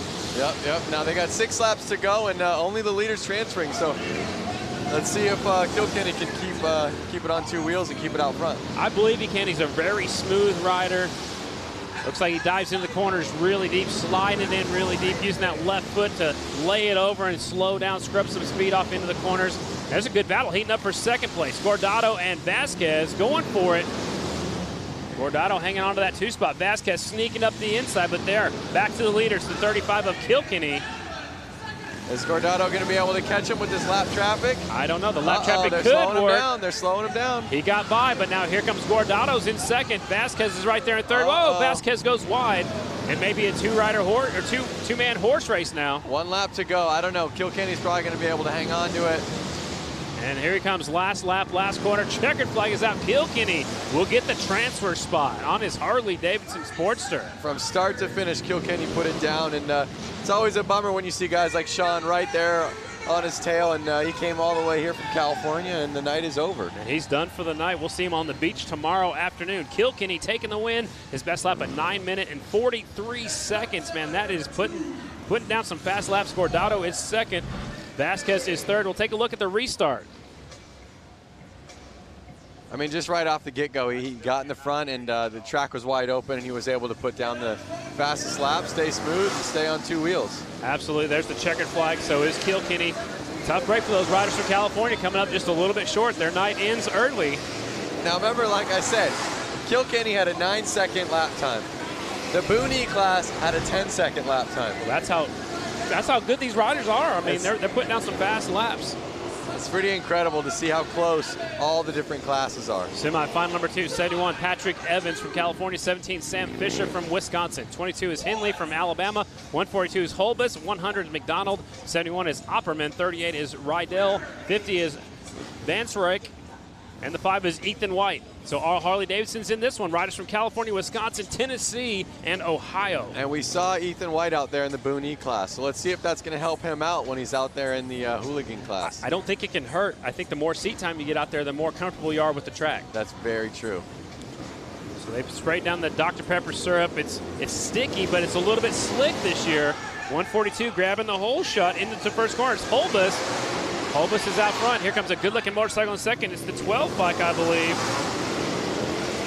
Is Holbus going to be able to hold on to it like the last moto? I don't know. Fisher's a hard charger. Fisher takes a look up the inside. Uh-oh. They almost make contact. That's a good-looking sport. Harley-Davidson right there. Actually, both of them, first and second, are good-looking bikes. Here comes the 17 up the inside.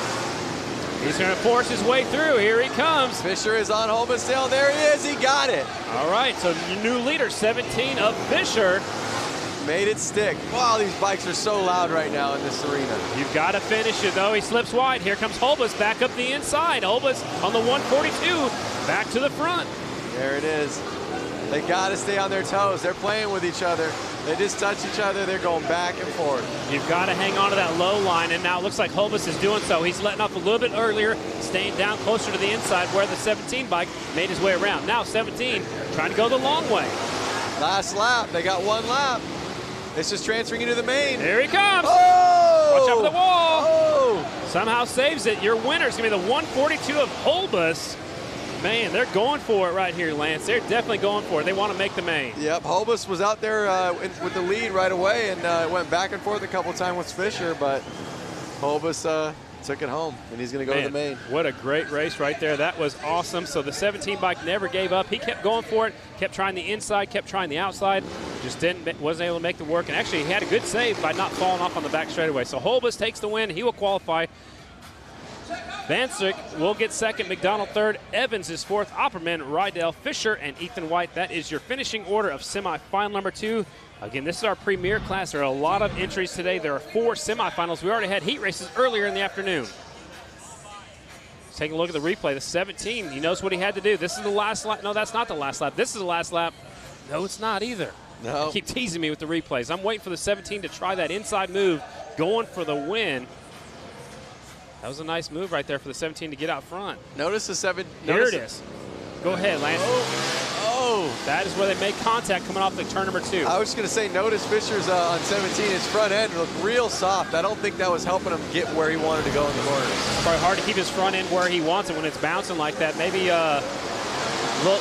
low pressure in the shock or the forks, or maybe stiffer springs or. All right, Hooligan semi 3 of 4. 19 is Brooks. The 21 is Hogan. 420 is Ives. 3X is Scott Jones. The 11X is Schriffler. 73, James Smith. 85 is Buddy Suttle, who Diana talked to a moment ago. 4077 is Tony Tucker. And the 09, Chris Wiggins. Again, riders from Pennsylvania, Georgia, California, Wisconsin, and Utah in this one. And again, an all Harley-Davidson semifinal number 3. So it's safe to say Harley's going to win this one, Lance? Yeah. I think safe bet? Yeah, it's a safe bet for you. Lining them up. Winner only to the main event. Keep your eyes on the 85, Buddy Suttle. Getting staged up and ready to go. Again, I know I said these guys take it seriously, but, you know, they are hooligans, and you have guys like Scott Jones out there, number 3X. He's actually an engineer over at SpaceX. Wow. Light turns green and they're off. Suttle with the hole shot. Will lead him down the back straightaway. Can he hang on to the lead? And the bikes are getting louder. The more bikes are out there, it's getting louder in Panther Arena for Flat Out Friday. Looks like Buddy's kind of going to run away with this one. He's already got a good lead on everybody. And we'll see if he can keep it on 2 wheels. He'll probably be able to take it home. Schriffler right there in second. Jones in third. Tucker is still in fourth with Ives in fifth. Suttle's got a Monster Energy sticker on his helmet. He's getting in some lap traffic. He made short time of them. That didn't take him very long. Just past the halfway point is Suttle out in front. Schriffler's keeping him honest, though. It looks like Schriffler's close. Oh! Suttle goes down. Now he hit his head real hard on that one. Yeah, I hope we can watch a replay at the end of the race. The front of his helmet actually hit the concrete down here. Yep. So now your leader's the 11X of Schriffler. That puts Jones in second, Brooks in third, so everybody moves up a spot. Well, like I said, as long as he can keep it on 2 wheels, he's going to probably win this. And it's almost like he beat himself. You know, it was his fault. And checkered flag is out. There's your winner. Schreffler will take the win. Tough break right there for the 85 of Buddy Settle from Huntington Beach, California. Another California putting it in the hauler. Yep. Man. Well, we'll see him tomorrow. We'll see him tomorrow. That's true. But they're done for the night. If you don't win your semifinal in the hooligan class, you are done for the night. So your winner, Settle, Schreffler. Incorrect. I'm sorry. Schreffler takes the win. So Settle, he's back their ways. Now they're getting corrected up here. Scott Jones is second. Alex Brooks is third. Tucker fourth. Wiggins, Ives, Hogan, Smith, and Buddy Settle down 3 laps. Will settle for 9th place tonight. We'll see him tomorrow. There it is. Watch his head. Watch his chin hit the ground hard. And this right here is, Lance, this is why you wear the best safety equipment you can. Yep, and what it was, it looked like either his peg or his clutch area, primary, dragged on the ground, lifted up his rear end, started to slide out. And he was fully committed for the corner, and that's why he didn't put his hands down. He was ready to keep going. Absolutely. So tough break for him. Now we're on to our 4th and final semifinal of the hooligan class. Getting set to go, our hooligans. 22. So this one's got the Mark Atkins in there, so Rusty Butcher, crowd favorite. 22 is Atkins, 33 is Chris Hansen, 7 is Hicks, 51 is Holstein, 182 is Hunter Klee, 74 is Orloff, and 24 TJ Tucker, and 27 Josh Young. Another semifinal of all Harley-Davidson's riders from California, Wisconsin, Alabama, and Utah, and one from Ohio. There's the rider you were talking about, Lance, 22. Yep. Rusty Butcher, crowd favorite. He's won here at the Flat Out Friday before. It looks like he's got his cell phone out there. I'm not sure if he's taking phone calls right now. Maybe not, or maybe he's just doing some live video feed and probably put it on his social media. Getting set to go, the Butcher. Oh, Butcher gets a bad start. He's going to have to come from way back. 182 grabs the whole shot. Rusty Butcher is down. Uh-oh. They're still green, so it's a 182 in the lead. Hunter Klee is out front, so Rusty Butcher's at the tail of the lead lap. Here comes the 24. That's Tucker sneaking a peek up the inside. Is Rusty Butcher going to be nice and let the guys by, or is he going to start going fast and not let them get by him? I don't know. That's a hard one. I mean, you want to be in the main event, but you also know the fast guys are coming through, and he does the right thing. He pulls out of the way. Yeah, he pulls out of the way, lets the 2 leaders go by. Klee is out front, 182, showing the way. Hunter Klee. Oh! Did you see how much he stayed on it and just kind of slid around? All the way around. I hate when that happens. 182 out front. Hunter Klee from La Crosse, Wisconsin.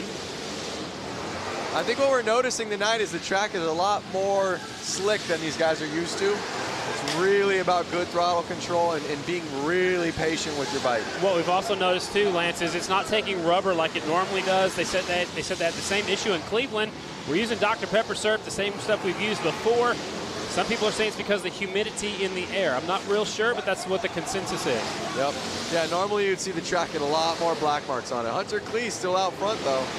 1 lap to go for the 182. Hunter Klee from La Crosse, Wisconsin, over by the Minnesota state line. And there's your winner, pulling the front wheel up in the air on the Harley-Davidson Sportster 182. Hunter Klee will take the win at semifinal number 4. Wow, it's such a bummer to see Mark Atkins not be able to make it into the main, you know? Looking over my shoulder, I kind of cheated, but Atkins threw it away again going into the pit area. So tough break for Rusty Butcher. You see him picking it up right there. Yeah, I was cheating a little bit, sorry. We'll probably see some better results out of him when we get to the hill climb or the beach racing. That's going to be a lot of fun tomorrow. I'm jealous. Can I stay here too? No, you have to go over and announce another event. Oh, I'm going to Springfield, Illinois. There's a Grand National short track tomorrow night and a mile on Sunday, and that's the 100th running of the Springfield Mile. This, though, is the 115th celebration of Harley-Davidson motorcycles. Let's take a look at the replay. The 24, the back end just comes around on him right there. He just stayed on the bike the whole time. You saw his foot kind of just get bent, and just kept spinning. So here's one more look from up above. This is from right behind us, actually. The lead, you see the rubber mark, so you called it. He stayed on the gas, trying to keep it going the right direction. That left it wide open for the 182 Hunter Klee to win that one. Yep. Took it away.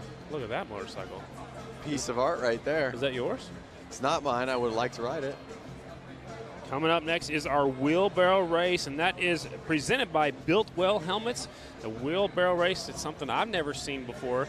It's a human wheelbarrow. So one person hangs onto the axle It's sticking all the way through, and then another person runs behind them holding their legs, and it's a one-lap race right here. So, again, it's sponsored by Biltwell Helmets. They're all wearing protective helmets, and I highly recommend it. This is going to be fun. Shoot, So Diana's going to be down there with us. We're going to hear her talking about the race. Diana, what's happening down there on the track? All right, guys, well, I'm giving you the play-by-play down here on the course, and it looks like they're stretching out. You know, this is going to take a lot of human connective tissue is what I'm thinking. So we're going to go ahead, and I'm going to tell you guys the breakdown. We have our current racers right now that are lining up with the tires and the Biltwell helmets. We have a Blondie, we have a guy with a bronze helmet on. We got some of our Harley-Davidson Freedom interns. It looks like Alejandro. And then we have a couple more guys, and they all have our beautiful Biltwell helmets. Oh boy, the blonde girl is off. And okay, number 44, Jacobson, is the guy who's holding her legs. And I'll tell you what, I think he's racing in tonight's events because he is serious about winning this. Woo! Full motocross boots too, running. Full motocross boots. He has his walking, duct tape on. He's now walking he's across walking the finish because line. he knows that he's winning. So basically, she has strong arms, a wonderful helmet. Everyone else eats it at the finish line. And let's go in for an interview.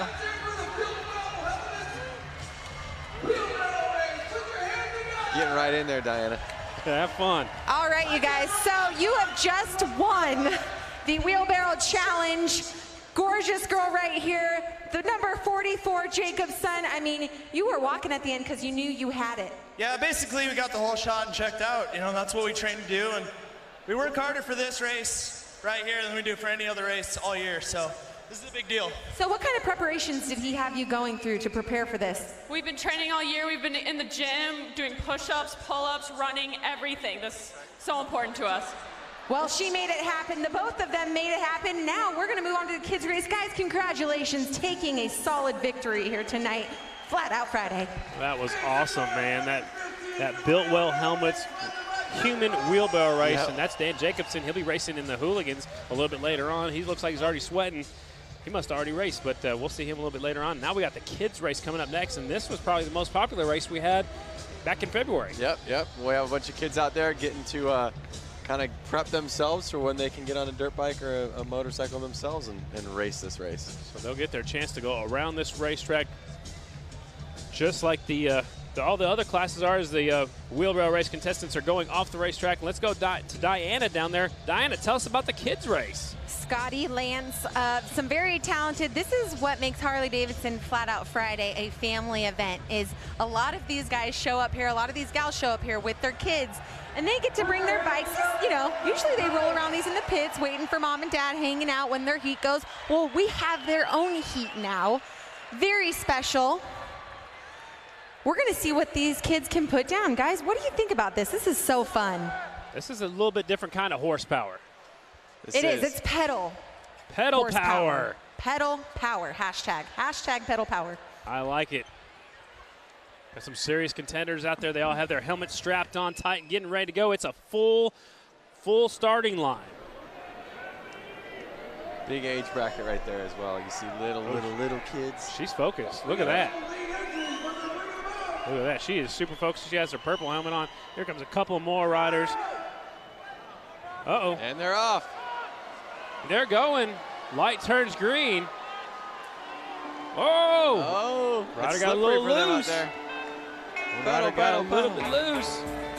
Oh, Kevin Clark's, he's leading right. Hey, Kevin, no! He's trying to stop him. Say, hold on. Oh. Red means stop. Whoa, Nelly. That was a false start. Okay, so somebody took off too soon. Once one person took off, the rest of them were like, well, yeah, I'm going. I'm going too. If they win, I'm going. So, man, there's a lot of action happening here. This is one of the favorite classes with the crowd for sure. The kids class, they go one lap just like our wheelbarrow race did. So Diana's down there on the starting line. Diana, we had a false start. Did somebody take off too soon? Yeah, you know, the number 1, she's wearing the 1 on the backside, but she actually, yep, there you go. You see her getting backed up right now. She has the 35 plate. You know, she just jumped the gun a little too much, but she did get a solid lead. I wouldn't be surprised if as soon as we get a green flag again, we see her shoot towards the front of the pack. We shall find out. And not only that, guys, we had a couple stragglers coming out of the tunnel. So now it'll be a nice fair race that everyone's out here. Look at that, number 8's waving to her mom. Looks like another little girl out there. Same jersey as the second row. Here they go. Diana, take it.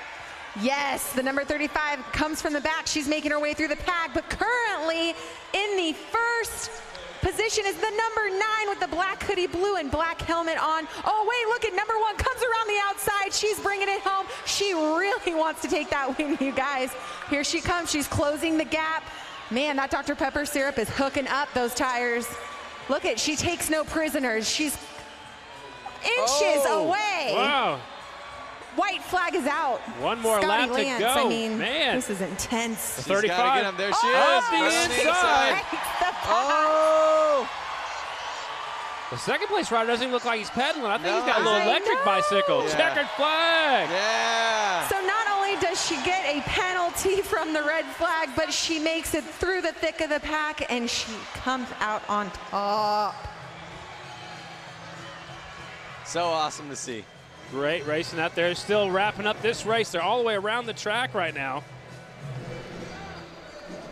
Number 1's going to go down there and talk to Diana. We'll talk to them. We want to see what they look like without their helmets right now, trying to get those kids gathered up. It's just like herding cats. Lance, have you ever tried to do that? Yeah, no, I have not. How many kids do you have? Just one? Oh, kids? I got 1 kid, but you said herding cats, I right? did, yeah. Herding cats. I was just saying, but you know how hard it is just to keep up with one kid. Yeah, one so kid's hard enough. This many, it's like herding cats right here.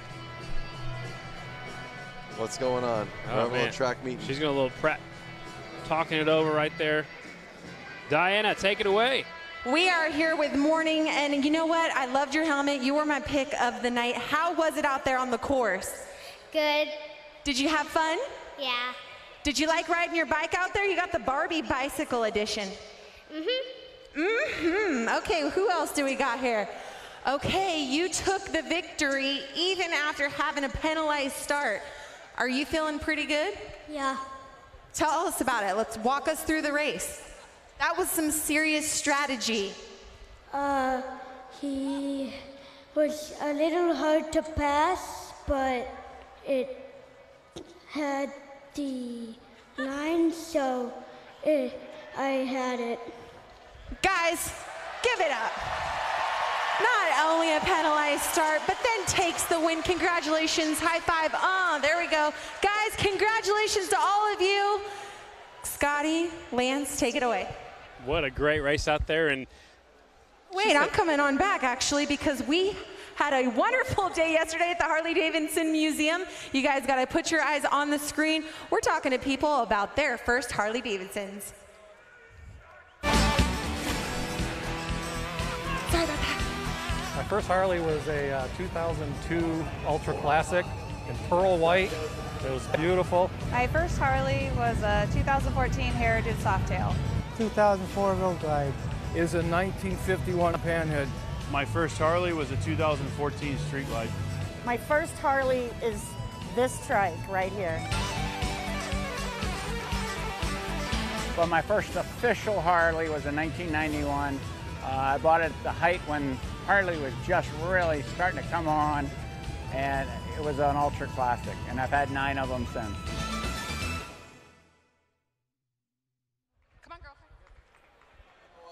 My first Harley, my first Harley was was actually when I was 16, right when I can get my license. I made a custom Harley. It was a rigid, and it had an Evo engine in it, and I used to ride it so much that the gas tank would fall off. I mean, I built it myself. And then finally, in 2013, I bought a Dyna. I still have that Dyna. I love it. It is tried and true. I've ridden to Sturgis on it. It's never going to leave my garage. I'm going to own it and give it down to my kids. Love it. Love my bike. I'm really curious who's watching this right now on Facebook Live. What was your first bike? Do you have a bike? Do you want to buy a bike? What are you looking to get? My first bike was the 100th anniversary. It's a Softail Deuce, the black and gold. It was beautiful. I didn't want to let it go. I let it go. I got 2007 Harley-Davidson Street Glide, so that's what I have right now, and I don't even want to let that one go. Yep. All right, let's go trackside with Diana. Guys, you know what? The first Harley that I got to ride was a 98 Softail Custom. It was my mom's, and I'm not going to lie to you. I stole it at midnight. But anyways, I'm standing next to Bridget Whitwer. Amazing story that she has. She was here at Flat Out Friday back in February of this year. Tell us the story, because you were just watching the races, and now here you are. Look, you're getting ready to race. Yeah, so I was at Flat Out Friday last February up in the cheap seats, and I saw the Mad Dog class, which is the 125 or less youth stock frames, and I was like, oh my goodness, I could do that, and I want to do that. So that's why I'm here. And not only that, you have a child, from what I heard, son, daughter? Yep, my little son, LJ's 3. And she is putting it down, representing for us moms out there. Give a big round of applause for Miss Bridget here. Stay safe out there. Thank you so much for coming out to Flat Out Friday. Yeah, thank you. I'm excited. All right, guys, take it away, because we're getting ready to go back to racing. That is so awesome that she went from the stands last race, and now she's out there racing. I've been saying this every time I come here. I'm going out for the Boonie class. I hope someone lets me do it as well. But I'm back here on Facebook Live, and I am reading a couple people, all their bikes that they got. Eric Edwards' first bike was a 1994 Electric Glide. Ricardo Marino, my first bike was a Sportster 2005 1200 Custom XL. So cool to see riders on here watching the show that had started with Sportsters or started with road glides. I'm seeing tons of different years. 2006 from Eric Sterner. I even saw a 1958 Sportster from Rich Kreider. So it's just cool to see so many different year bikes. And again, Harley's been around for 115 years. It's incredible. And imagine to think, who bought a bike back 115 years ago, and could you imagine what they would talk about Harley today? It's got to be incredible. Incredible. So it's time for our brakeless main event. And in the rules for this class, there are 4-stroke motorcycles, no brakes, no suspension. The bikes are 1981 or earlier. We saw their heat race just a few moments ago, and they're getting staged up for their main event. And against the brakeless riders, 618 is Christopher Zielinski, 26 is Chuck Dickinson, 78 years young, 15 is Scott Johnson, the 49 is Kendall Lutchman, 996 is Dan Slavodnik, and the 311 Warren Heyer. Getting set to go. Main event for our brakeless competitors. They're gonna have to rely on stopping, letting off the throttle a little bit early, using the back pressure to slow them down. Take it nice and easy into the corners, and then get on the throttle coming off the corners. You can see him keeping that thing running right there. He's got BSA Tank on there. On our entry list, he's listed on a Harley-Davidson, but the Honda will be on the pole. It's a 618. He won the heat race. That's Christopher Zielinski. Here comes the youngster, Chuck Dickinson, 78 years young. Those Max leathers, red, white, and blue. Looking evil style. There's the 15 pulling up third, Scott Johnson. Remember, he was in the lead in the heat race. There's the 49 of Lutchman, 996 Slavodnik, and on the outside, 311 of Heyer. This is main event style right here at the 115th celebration of Harley-Davidson, Milwaukee, Wisconsin. Getting set to go. Main event for the brakeless bikes. 311 with the whole shot from the outside. Here comes the 26 up the inside, but it's the 311 out in front. So awesome to see. I was noticing a lot of these guys, look, he's got a shifter on his tank. These bikes are so old, it was before they had foot controls necessarily. Hand shifters. Oh, looked like he caught his foot a little bit. Here comes the youngster up front. Number 26, 78 years old, Chuck Dickinson from Wisconsin takes the lead. Oh yeah, it's so good to see the oldest rider out there banging bars for the lead. And now the 618 on that Honda taking over the lead. He's on the inside, leaves Chuck on the outside. Whoa! That thing stood him straight up quickly. Yeah, now here comes the 311 bike that was up there earlier. He's back in the thick of things. It's a three-way battle for the lead. Let's go, let's go. Are we going to see anybody play mean? There you go. Oh! Yeah. Oh! He's down. Got into the back tire and went down. 311 might have had the move of the race, taking the lead, but then the 618 threw it away, going for the lead. So it's the 311 out in front. Warren Heyer, Lannon, Wisconsin out in front. They keep going. Again, they keep going until they see red or checker. Looks like he's kind of on cruise control right now, the 311. The 26 is still right there. Chuck Dickinson trying to make things happen. Come on, Chuck. I want to see you on the top of the podium. Here he comes. He's up the inside. He gets by the lap rider. And he gets by the leader. Whoa! Running him wide. Come on, Chuck. You got this. Whoa, watch out. There he is. Chuck, the oldest rider out there in the lead. Taking the lead. Uh-oh, is somebody hurt? I think we might have a bad injury. Watch out. We'll keep on going until we see red or checkered. That's who the 311 got into. The rider that went down, the 618. Yep. White flag for Chuck Dickinson. Come on, Chuck, you got one more lap. Let's make history 78 here. years old. I sure hope Diana gets to interview this guy. This is incredible. Checkered flag right there. Chuck. 78 years old. Good job. Good news is 618 gets back on his feet. A crowd comes to their feet here in Milwaukee. 78 years old. 26 taking the win, Chuck Dickinson. Remember, we talked to him on our way up here to the booth and asked him how old he was. I don't know if he exactly heard my question because I heard 70 and I heard 78. Either way, he's in his 70s. He's and an old he just dude. went out there and he just won flat out Friday. Yep, in a main event, and I know there was guys that are half his age that couldn't keep up with his pace. Chuck Dickinson, your winner. Kendall Lutchman is second. Slavodnik is third. Warren Hyatt fourth, and Scott Johnson fifth. And we'll take a look at the accident. This was the battle. Oh, this is the leader when he gets into the right. Oh, he gets into the wall. Watch out. Wow. And I see think him that might be the him? move of the race right there. We'll have to wait and see. That one was awesome. That might be the Sin 3. Oh, see, he got into the rider that was leading earlier. Right into his arm. That was the 618. So that, my friends, might be the Sin 3 slick move of the race. It might be the slick move of the night. We'll have to wait and find out at the end of the night. Man, that was our brakeless main event. They're going fast here in Milwaukee. Well, I'm hoping for the rider down. It looked like his hand got ran over maybe. So definitely praying for him and that nothing too critical happened. He's just got a bruise. He's getting a little bit of attention right now. They're also doing some work on the track right now, trying to get this little slick spot off of the racetrack right now. Everybody's all over social media, hitting us up, following us on Facebook Live. There's everybody. And their name is here. There's also lots of cool action at the museum. You went down there last night. I love the museum. I mean, I've been to Harley probably 10, 15 times now. I go to the museum every time I'm here because there's always something new. Love it. So the crowd's cheering because the young guys walking. There's a look at the museum right now. There's a concert going on. There are bikes lined up down the streets. Man, what a cool event here, celebrating 115 years of Harley-Davidson. That's a look at the museum down here closest to us. That's a live shot just down the road at the Harley-Davidson Museum. There he is, ladies and gentlemen. Chuck. He is right there in the middle of the track. I see a ton of fans on Facebook stoked for the old dude. Brent Elliott, hell yeah, old dude. Right on, there he is. It's incredible. Everyone's kind of getting into it and stoked for Chuck.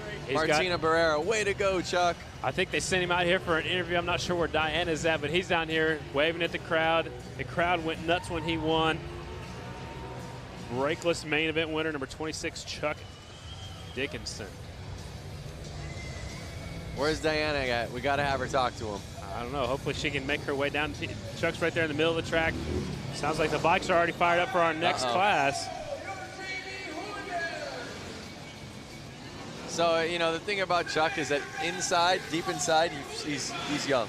That's right. You know, and he's staying young by doing things like this. I'm sure he could run circles around, you know, kids that are 15 years old. Absolutely. So he's still got a smile on his face, and he's doing what he loves. Up next is our Hooligan JV main event, ladies and gentlemen. Same rules as the Hooligan class. Getting set to go with our JV Hooligan. A little bit different. 04 Samson Bell, 315 is Lapsinski, 70 is Gregory Nelson, 715 is Rouse, 17X Samuelson, 81 is Schwenker, 19 is Stein, 603 is Swislowski, 618 is Zielinski. Harley-Davidson's in this one. Hooligan JV class. Again, I'm watching this stuff on Facebook, and it's just so cool to see everybody coming together and so stoked on Chuck. Like Terry Tilley said, 78 years young, it's just a number. That's right. So the riders are 18 years old or older, 1986 or newer, twin 750s, and no pros. And these are actually riders with 2 years or less race experience. This is kind of like junior varsity hooligan. That's what we're going to call it. They haven't quite made it up to the big hooligan class. This is the JV hooligan class, the up-and-coming riders. Less than 2 years racing experience on a hooligan. That's the class that I get to race. Next year? Yep. Who's going to announce with me? I'm going to put the mic on and be out there with the mic and my helmet. I like it. Explaining exactly how it is. I'm going to actually ask if I can do that. That'd be some real color commentating. Yep. Samuelson out in front, Steinke right there in second as they make another lap. It's the hooligan JV main event. Steinke in second, Schwenker in third, Zielinski right there in the fourth spot. 8 laps to go. This is a long one. This is. It's really going to put them through it. They got to get ready for the real hooligan class. Absolutely. I mean, this one isn't fake, but, you know, the next level. Yeah. A little more experience, guys. There's a look at the 17X. He's getting into some lap traffic. He's got his sleeves rolled up. He means business. Look, his beard's going around the back of his helmet just like when you're out there on the street. Yep. This is Bubba on the back of his jersey. I like that, too. But the thing that I'm noticing is Josh Samuelson, he's still putting down 9-second lap times. The hooligans were putting down 9-second lap times. Wow. I think he needs to get out there with the hooligan class. Is he sandbagging? He might have to move up pretty soon, but look how low that back tire is on that 17X. I think the low tire pressure is enables him to get better traction coming off the corners. Yep. 19 making a move for the lead, getting a little bit sideways. This is the battle for the leads. They caught up to some lap traffic. Uh-oh. Battle for the leads heating up. The 19 is there. Bubba got by the lap traffic. That rear tire looks almost flat, though. Maybe it is flat. Maybe just on the bottom. Good look at it. Zoom in right there. It's the last lap. Hooligan JV main event. Double checkered flag coming out. There's your winner. Bubba Samuelson taking the win. There's a good battle across the line for everybody else. Steinke will get second. Zielinski is third. Schwenker is fourth. And unofficially, I got Bell in the fifth spot. All Harley-Davidsons out here in the Harley Hooligan JV main event, throwing up the hang loose sign right there. Look at the beard hanging out. Yep. Fear the beard. Fear the beard. Samuelson taking the win. Steinke is in second. Zielinski is third. Schwenker is in fourth. And Samson Bell is fifth. Everything just got adjusted a little bit. I think they added Adam Rouse up there to fifth spot. Sawinski down to seventh is Bell. And now let's go down to Diana. Chuck Dickinson, I didn't get a chance to talk to you earlier, but oh my God, the things that you put your body through, and look, here you are, you're standing, walking, no problem getting back on that bike. You're amazing. Well, it was a lot of fun. These guys are very competitive. The floor turned on just perfect for me, and just a lot of fun. 3 years, the third year I've been here, the other years I've been out in the hay bales and never finished, so I was just wanted to finish tonight. This is just super, and just all these people here. Well, everybody is cheering for you. That's got to make you feel good. Yeah, it's a lot of fun. It's just thank you for the interview. Well, you're very welcome, Chuck Dickinson. One more round of applause, you guys, just showing that age, there's no limit. Absolutely. Age is just a number, Lance. Yep.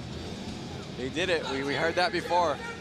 Absolutely. Again, I want to kind of go back to Facebook Live. I'm seeing Brad Galloway asked us, what are they racing on exactly? So for those of them that are tuning in right now that didn't get to hear the intro, they're racing on, well, it's a polished concrete, which is the standard floor of an arena like this. And they're actually spraying soda pop all over the floors. Just the syrup. Just the syrup. Right. Just to get a tackiness. Imagine when you step on syrup and it goes sticky on your shoe. Well, that's what they're riding on out there. So it is sticky, but then again, add in horsepower, add in speed. They're laying the bike sideways, and there could be some areas of this track that aren't as sticky as others. And it depends on where they're riding at, too. I think the more they ride on that Coke syrup, the more they ride on that Coke syrup, the stickier it'll get. That's Kevin Clark right there spraying the Coke syrup. I've heard it's Dr. Pepper syrup. Whatever syrup they use this year, that's what they spray on the floor. It's like a fine mist. Where that lands, it's got little speckles, and then you step on it, and you can feel it. It almost, in years past, it almost pulled your shoes off. Yep. They sprayed a little bit lighter this time. It's still got some tackiness, but when you get off the racing surface, it's a little bit slick out there. Yep. Up next is our bike build main event. This is a fun class. If you weren't here earlier, the rules are Milwaukee High School have 100 days to build a Honda CL or CB 175 flat tracker, and they are off in a hurry. 35 is Ezra Brewski, 83 is Chadwick Dennis, the 11 is Patrick Michaud, 07 Kristen Lassen, that's Lady Lassen, a 65 Stephanie Herbs. Those are the riders in this one. Ezra Brusky, he's the one that pulled away in his heat, and now it looks like he's doing it again in the main. I've actually called a lot of his races. He races this All-Star National Flat Track Series as well as the Steve Nace Racing Series. And Ezra Brewski, man, he is fast. He's from Wisconsin, and he's so smooth out there. Yep. And he got to build that bike himself in school. Uh-oh, rider down. I'm wondering if we got that on film. I'd like to see what happened. Chadwick Dennis lost it over here in turn number 2. He's walking it back to the pit area. Only 3 bikes left on the racetrack. Brewski is out in front, Michaud in second, and Lady Lassen right there in third. She's a mechanic herself. She's a motorcycle mechanic, and she's awesome. Yep, well, all of these riders, I think, were mechanics on these bikes. Absolutely, they got to build their own stuff, exactly. Brewski out in front, kind of on cruise control right now. He's catching up to the back of the pack. Again, I want to, the viewers that are watching this right now, these riders had to build these bikes in school, and they got to bring them here. The teams had the same budget, work with volunteer mentors. The bikes are judged on appearance, performance, and of course, racing ability. Battle right here is, it looks like Brewski's gotten by both of the lap riders. That's the 11 of Patrick Michaud in second. Lady Lassen right there. That's Kristen Lassen in third on the number 07 bike. 2 laps to go for your leader, Ezra Brewski. He's in the 9-second range as well. Yep. Lance, I see you checking out the lap times. I'd like to see every 9-second rider get out there. Doesn't matter what bike you're on. There could be a hooligan bike. There could be a boonie bike. There could be these built bikes. It would be cool to watch. And there we are with the checkered flag. Brewski takes it away for the win. Like I said at the beginning, at the start, he did that in his heat, and he did it again in the main. Ezra looked really strong out there on the 35 bike. Second is the 11 of Patrick Michaud. And third is Kristen Lassen. Of course, they call her Lady Lassen on social media. Ezra's got to go jump on the next bike. I thought he was going. All right, so here's that wipeout that I was hoping to see. Let's check this out. Number 83 on the blue bike. So this is going for that second spot. Oh, man. Again, it's that clutch side of the bike, touching the ground, and lifting the rear wheel off the bike. So I think one thing we're noticing is you want to lean it over to get around the corner, but you got to be careful, and you can't lean it over too much. That's what happens when you're in these small arenas. Yeah, the back end lifts up, and the back wheel comes around. So looks like our hooligan main event's going out there onto the racetrack. We'll try to find our start list up here where we're at. Again, you can hear these bikes in our microphones and how loud it is and the energy in this arena right now. Well, this is actually the open amateur main event, so let me get situated up here. There's your starting lineup. 89X is Blasky. 07 Ezra Brewski going back-to-back. 93 is Jeff Johnson. 90 is Brady Lang. 08 Zaria Martins, a female rider. 75 is Jacob McCutcheon. 06 Laurel Prock. 77 Marcus Rochlow. 95 Nathan Walschlager. 28 Ethan White. 240 Jeff Wick. And the 110 is Weingear. And here we go. Brewski's going back-to-back. This is our open amateur main event. Excitement levels picking up out here. Definitely the racing's picking up. There's more bikes on the racetrack. It's getting super exciting out here at Flat Out Friday. Light turns green, they're off.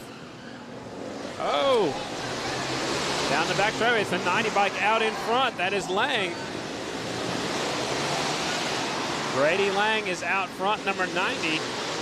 Growing up, his amateur number was 00. Well, he starts moving up. He can't be 00 at the pro level, so he's put on 9 in front. So Brady Lang is out front. The 06 is right there second. It's Laurel Prack. And then Ezra Brewski's right there in the third spot, who just won that last group. Yep. Now these riders are down to an 8-second lap time. So they're picking up. Rider in third just went down over there coming off the last corner. Still the 90 bike out front. Looks like his leg's trapped underneath the bike. You see his foot's underneath the foot peg. That's a tough break for him. We'll try to pick up. See that back wheel still spinning. Be careful. There's a look at your leader, Brady Lang. His brother will be racing tomorrow at Springfield. Oh, now the red flag is out. All right. I think he was just too unsafe to have the rider in the middle with all the track maintenance out there. He was right there in turn 4, right on the racing surface, so tough break for him. Ezra stops over there to talk to him, say, hey, man, that's good sportsmanship right there. Say, hey, I didn't mean to put you down. We'll take a look at the replay right here. Watch the battle for second coming into turn number 3.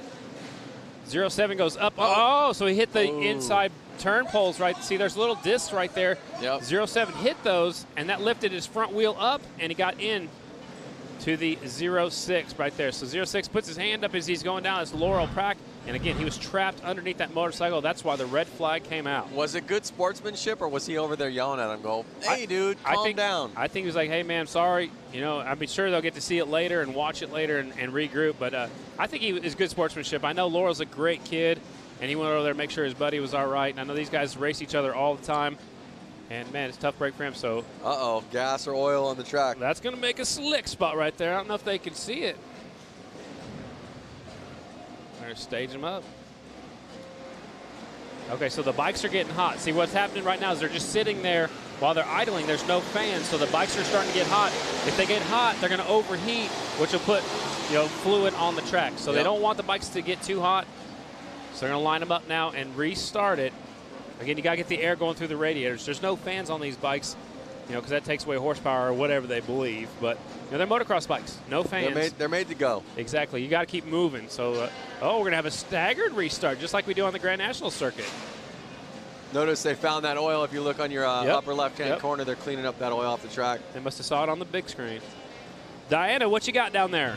You guys, I'm just hanging out trackside with Cowboy Cerrone. Big round of applause for this UFC fighter. I mean, you're the epitome of a cowboy. You like to ride Harleys, you go out on boats, you ride horses, you do it all. Yeah, this is unbelievable. I tried to get out here and do this, but they wouldn't let me, so. That's right, but you did something yesterday, right? Didn't you? Oh, yeah, that's right. He got down with the interns. But anyways, you're having a great weekend at the 115th anniversary. How was it on that new Harley yesterday or today? Yeah, it was awesome. I mean, getting a chance to get out and ride with a bunch of Harleys I love. So it's cool to be here and be part of this weekend. All right, well, keep an eye out on this guy, Cowboy Cerrone in the UFC. Honored to have a man like that here tonight. Guys, back up to you.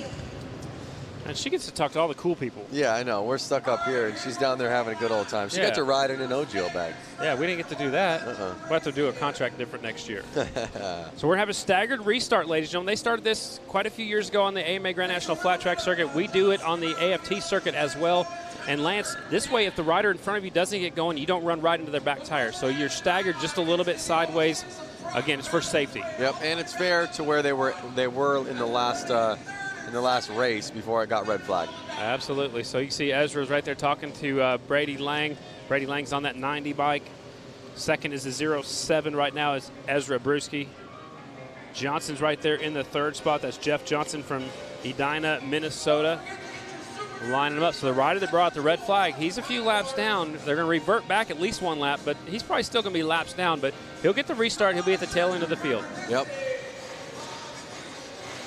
They keep bringing us more races, Lance, but I don't think we have this many left.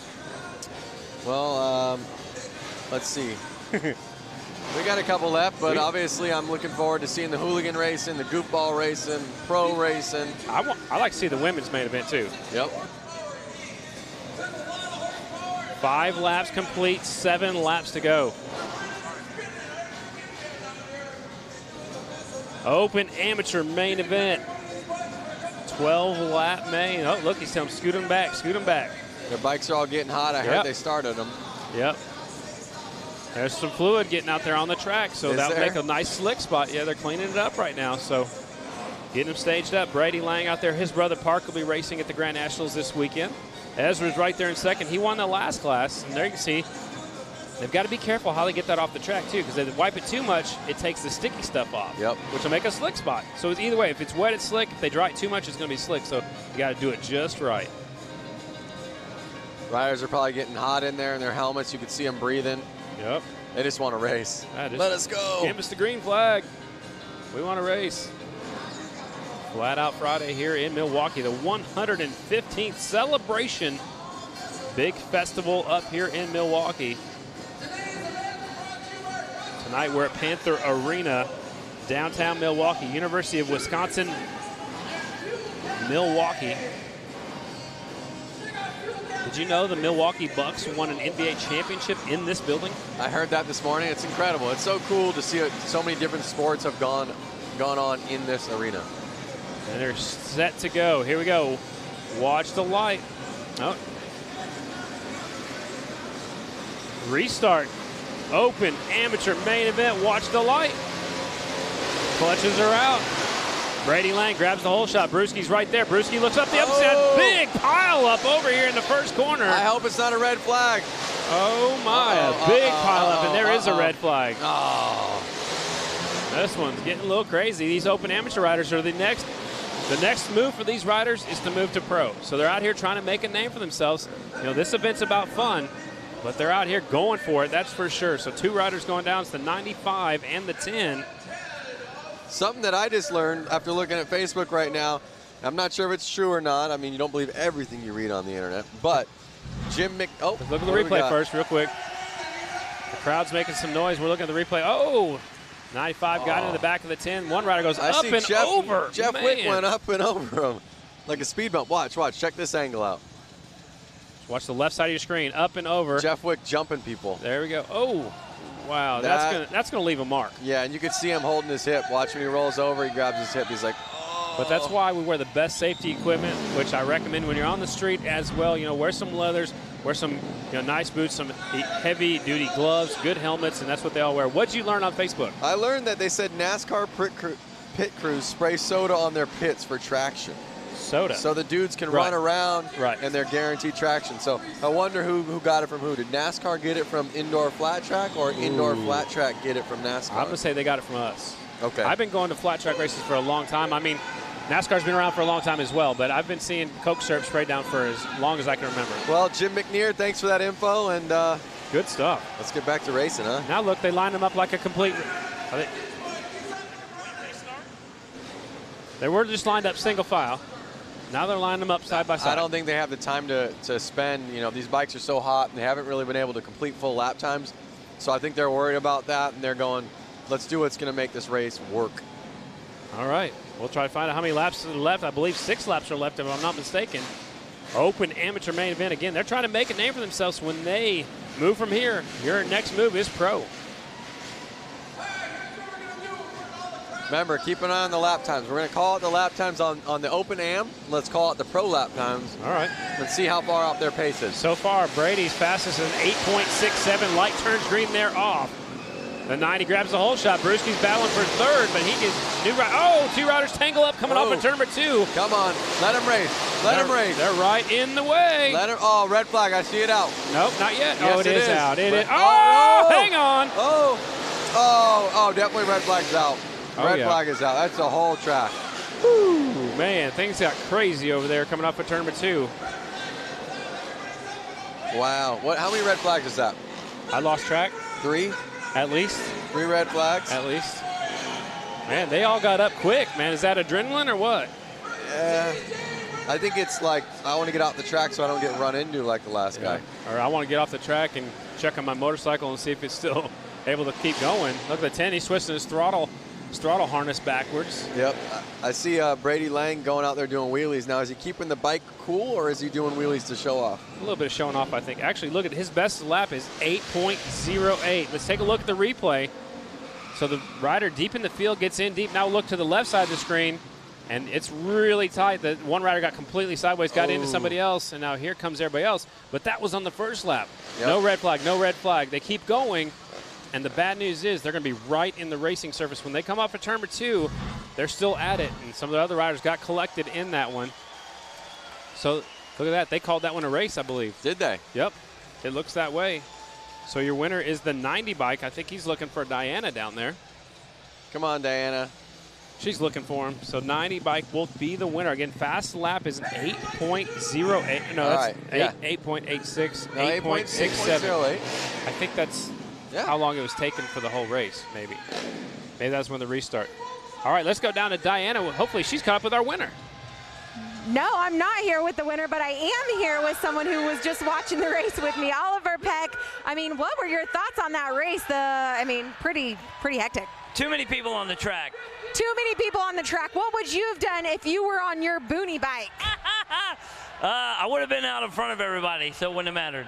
Exactly. That's Oliver Peck style. He gets out in front, makes it happen. So we're looking forward to seeing you race. We see you in so many things on television, and now you're coming out here to race. It just goes to show how many different people from all different worlds can come to flat tracking. Well, it's a great event, great people, good times, and it's just about having fun, so that's what people need to do. That's awesome. All righty. Well, thank you so much, guys. We're going to take it back to you. Sounds good. The winner's waiting down there. Hopefully we can talk to the winner of that last race, Brady Lang. Up next will be our women's main event. Diana, you have our winner now. Yes, I do have our winner. Man, what the heck was that race all about? Give us your thoughts on what it was like down on the course. It's amateurs running for money, so everybody wants some. Everybody wants some, the famous last word. So this guy took it. Anyone you want to thank? I gotta thank West Bend Harley, Southeast Sales, Moose Racing, Bell Helmets, Spectral Oils, Trier Distributing. I gotta thank my dad, and I did it for Alec. He did it for Alec, and thank God he was wearing that Bell helmet, kept him nice and safe. Congratulations, guys. Give a big round of applause. Guys, we're going to take it back up to you and get this women's race going.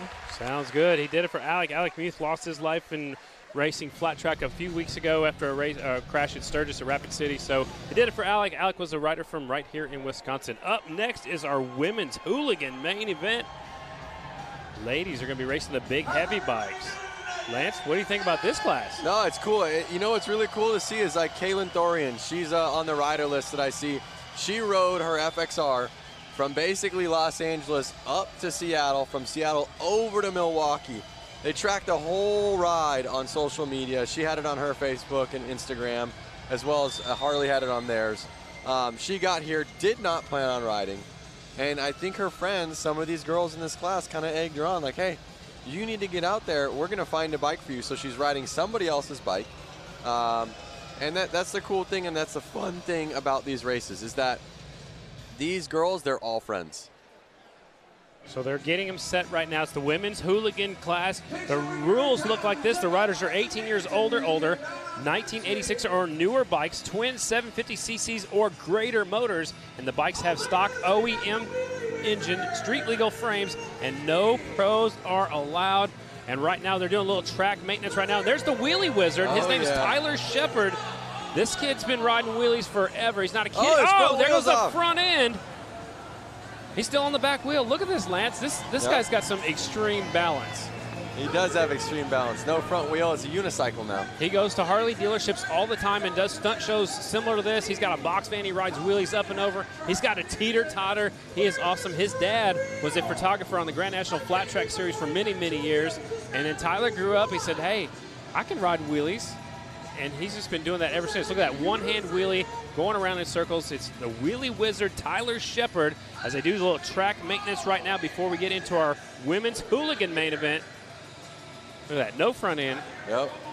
He's not letting off the throttle. He's just keeping it nice and smooth. There he stands it up. All right, he's making some noise up here in the crowd. He's having some fun. Is that his real name? Like, does his license say Wheelie Wizard on it? I bet it does now, but his real name, he was born with Tyler Shepard. So he may have changed it, but that's all I know him as. In my phone, it's a Wheelie Wizard.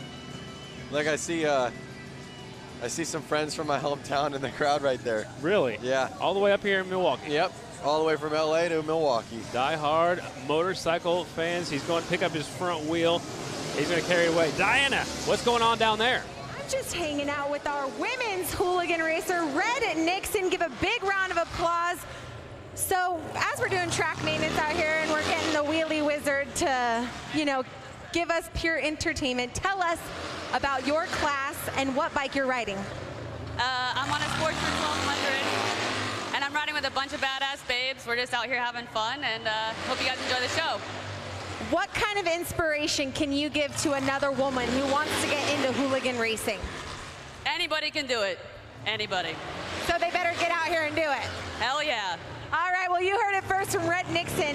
Guys, these girls are about to lay it down after they lay down this rubber. So give a round of applause to these ladies. Thanks a lot, Diana. So what they're doing, that's a quad, Lance. It's got a Harley-Davidson engine in it. He's going out there and making sure there's no more moisture on the racetrack, putting down a little bit of rubber so these bikes, these females, can get a hold of the racetrack. That's awesome. I couldn't stop staring at that quad when it was in the pits. I thought you were going to get on and ride it for a little while. It's one of those things where you're just looking at it with a Harley engine in it and you want to ride it. Absolutely. Everything's cool with a Harley engine in it. Absolutely. Go-kart, motorcycle, Doesn't matter. quad, little cars. I wonder how hard it was to squeeze that into that frame. He probably had to build a whole new custom frame. Yep. Coming up next, our women's hooligans class. Again, the riders must be 18 years older, 1986 or newer motorcycles, twin 750 cc's, and that's not a twin. Uh-oh, what They're class is changing this? it up on me. Mad Dog main event. So we got all excited for our women's. This is our Mad Dog main event. 200 cc's or less, 100 to 200 cc's, 4-stroke bikes, riders 18 years old and older, a race for adults to be competitive at a more affordable level than open amateur class. So again, here's a look at the riders in the Mad Dog main event. 117, Scott Beck. 77, Wayne Evans. 01 is Brett Henke, who won the semi earlier. 11, Zach Hitman. 75, McCutcheon. At 47 is Peter. 520 is Pipke. 17, Chelsea Samuelson. 8 is Sheely. 63 is Toso. 23 is Whitworth. And the 618 is Zielinski. Well, it's cool to see all these names in here. I had a chance to talk to Scott Beck out in the parking lot when I came in, and he just had a glow around him, and he was so excited to go out and race. He was saying, I haven't raced since I was a little kid. And he came here not thinking he was going to race, and you know, I think his friends kind of pushed him into the race, and now he's out there in the main event, and I'm sure his grin is from ear to ear, and he's going to have a blast. Yep, and he looked good earlier today, so he's having some fun. Again, it's a lot different, you know, than what you normally ride these little bikes on. These probably guys have probably never raced on concrete. There's one of our female riders pulling up there to the line, and she is in the Mad Dog. We might see her again in that women's hooligan class. We'll have to wait and see. That's Chelsea on the 17 bike. Chelsea Samuelson from Frazee, Minnesota, and that's a Honda. Mad Dog class. You see a lot of different size bikes in here. I know that there's a little bit of a range of CCs, but look at how in that CC class, how many different size tires and heights of bikes there are. Yeah, look at that one compared to that one. Exactly. The 520 looks like a pit bike. This looks like a trail bike possibly. Yep. You know, you just never know. There's a Grom right there. Yep. That's a Honda Grom, the 117. Scott Beck. You know whose bike that is, don't you? I think that's Eric Jensen's. Yeah, our boss. Yep, he should have been out there racing, but I think you had too much on his plate. He wanted to make sure we were doing our job. Yeah. Lining them up, Mad Dog main event getting set to go at Flat Out Friday here in Milwaukee. Light turns green and they're off. 63 with the advantage. Now the 8 takes things over. Sean Sheely will lead him down the back straightaway. And Sheely out in front, the 63 in second, 77 is in third. That's how they finished in their heat race. Hopefully we can keep the green flag out. I'm Rubber side down. Yeah. Uh-oh. 60. Oh! Man, good save right there. That's Toso on the 63. T-O-S-O, Toso. New rider taking over second. That's our female rider. That is Samuelson. That's Chelsea up to second. 9 laps to go. 8 bike out front. Sheely showing the way. Toso now scored in second. So Toso's making up some time. He's now scored in second. There's the 63 of Toso. I don't know if that's right. That's what we're seeing on our screen. The leader definitely is the 8 motorcycle. Yep. I believe Toso's a lap down, but no, you know what? Toso could have got up real quick and you know, he didn't fall. Well, Toso's now being scored in second, right behind the leader. Leader looked like got a little bit slick coming off that last corner right there, so it is Sheely out front. Toso's in second. McCutcheon now up to third on the 75. Oh, push him wide. There he is. I don't think he knew anybody was coming as they get by a down rider. No harm, no foul. Yep. 63 your leader. That's Toso. One more rider goes a lap down. Sheely in second. McCutcheon third. Evanson is now in fourth. Henke is in fifth. Looks like Toso is definitely the fastest rider out there. But we'll see. Uh-oh, lap traffic. What's going to happen They here? split the lap riders. Now still the 63 out front. Sheely was our fast qualifier. He was on the pole, but Toso was second fast. So it's between these two riders, definitely. Yep, 2 laps to go.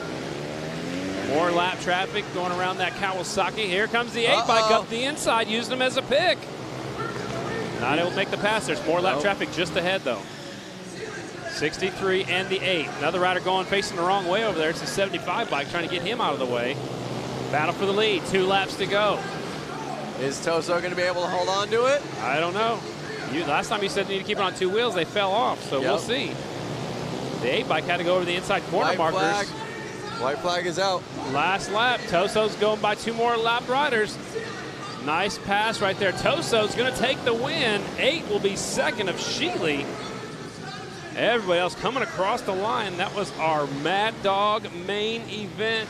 Toso, your winner. Sheely, second. Wayne Evans is third. Fourth is Hanky. Fifth is Nathan Peter.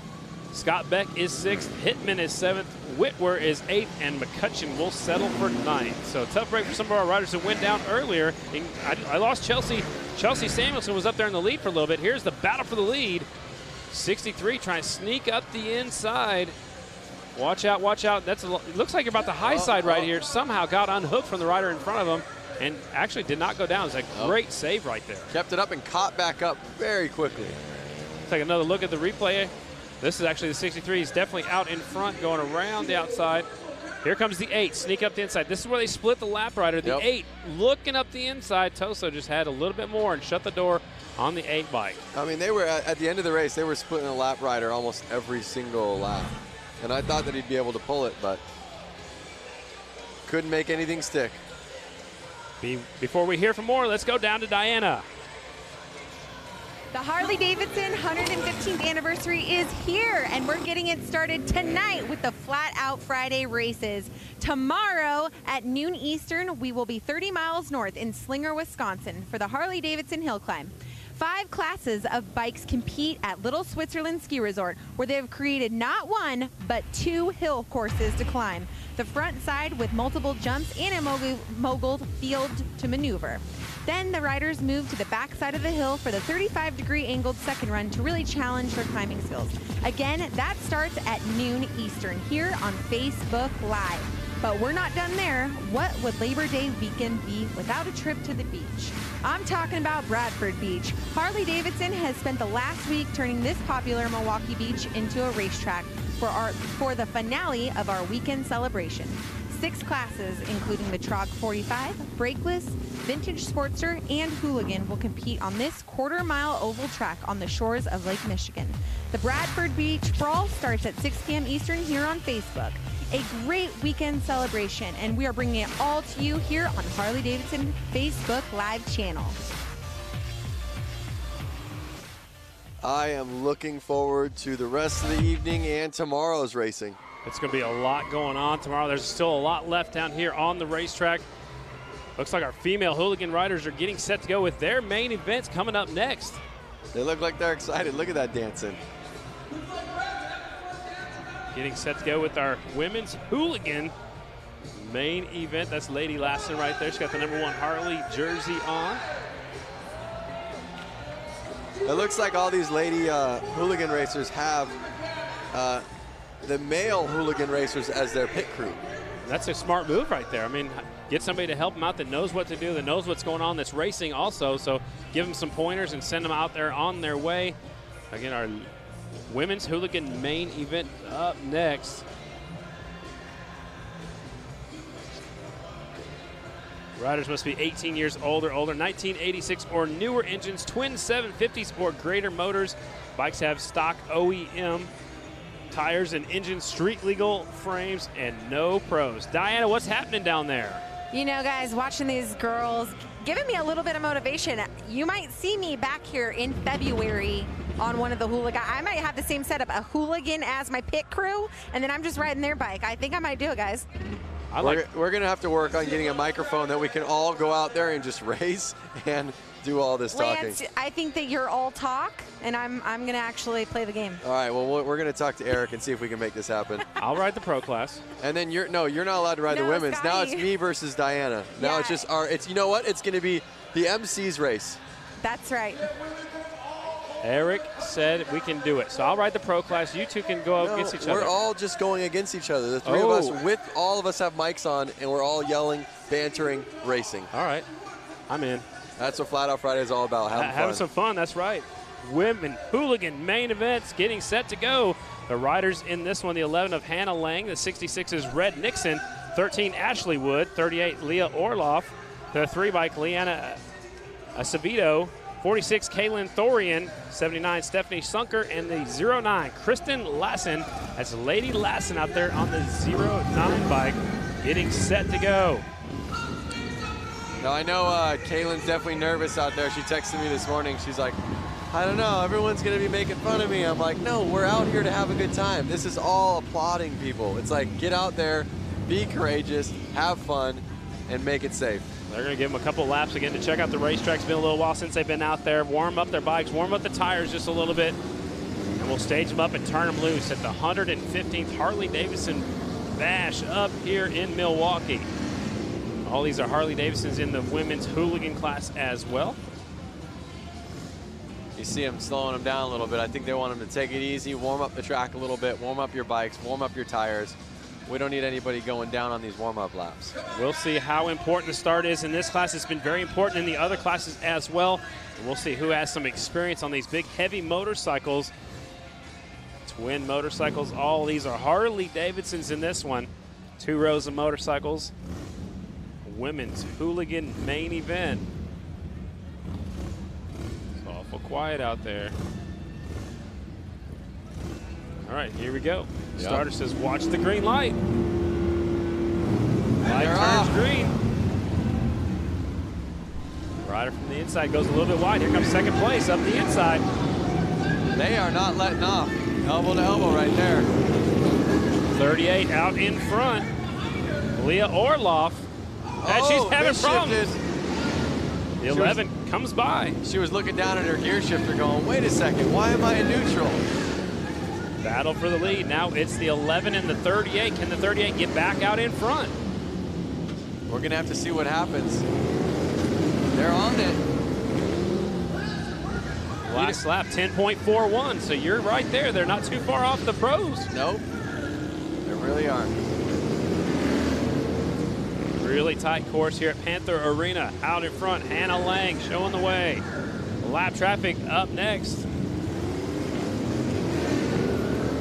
I like her outfit, pink and black. One of the things that's interesting is that a lot of these girls out here, they ride Harleys on the street, and they're used to wearing probably more of a leather boot, tennis shoe, something like that. Now they're out there in motocross boots, and that's going to make the shifting and the brakes feel so much different. Absolutely. So picking up one of the riders over here that fell down coming off a turn before. They keep on going, though. Halfway through this main event, our women's hooligan main, it's still the 11 bike out front, the long blonde hair flying behind her helmet. Hannah Lang out there in the lead. Looks like Orloff is taking over second. Lady Lassen now is up to third. Nixon is in fourth on the 66 bike. What's she got to do to win this one now? She's just going to have to keep the rubber down. Last lap, 10.51 seconds. Still in lap traffic. Lady Lassen looks like moved into second. Kristen Lassen now in second. She's got company right behind hers. Orloff, there's the 11 into some lap traffic. That's one of the Gordado bikes, the 46 machine. That one's Kaylin Thorian riding on that bike. Okay. 11 bike still out in front. Hannah Lang, Lassen in second, Orloff in third. White flag is out from Kevin Clark, our flag man. There come the checkers. Last corner, 11 will take the double checkered flag. There it is. Hannah Lang winning. Best lap I see from her is early on. It was a 10.22. Kristen Lassen will finish second. Orloff is third. She stops over. Oh. Trying to shut that bike down. Let's go down to Diana with our winner of our women's hooligan class. All right, we are here with the #1 winner. Hold her helmet, kind sir. Hannah Lang, congratulations, taking the win here for the women's hooligan class. Capitalized off of Orloff's mistake and took away with the lead. Thank you. I can't ask for a better bike. West Bend Harley has been training with me and getting me going on this, and it's awesome. Yeah, not only that, tell us a little bit about your story, because you actually had a big social media thing happening where you rode your bike across the state. I didn't know. Oh, Well, then someone just fed me misinformation. But you had a great race. Congratulations. What do you have to say for other women riders out there who are interested in the hooligan class? If we can do it, you can too. Just be open to everything and just go with it and have fun. All right, well, congratulations, West Bend Harley-Davidson helping her out. Congratulations once again, Hannah Lang. Guys, up to you.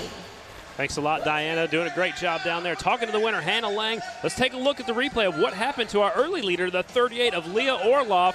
She's from Wisconsin on her Harley-Davidson. Here she is, our leader. Walk us through it, Lance. So it looks like, I want to say she misshifted somewhere.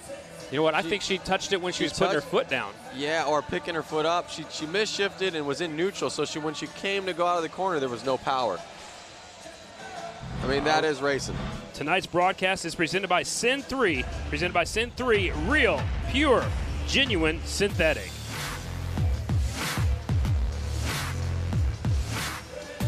Coming up next is our vintage main event. The vintage motorcycles are coming up next. I don't hear them fired up just yet.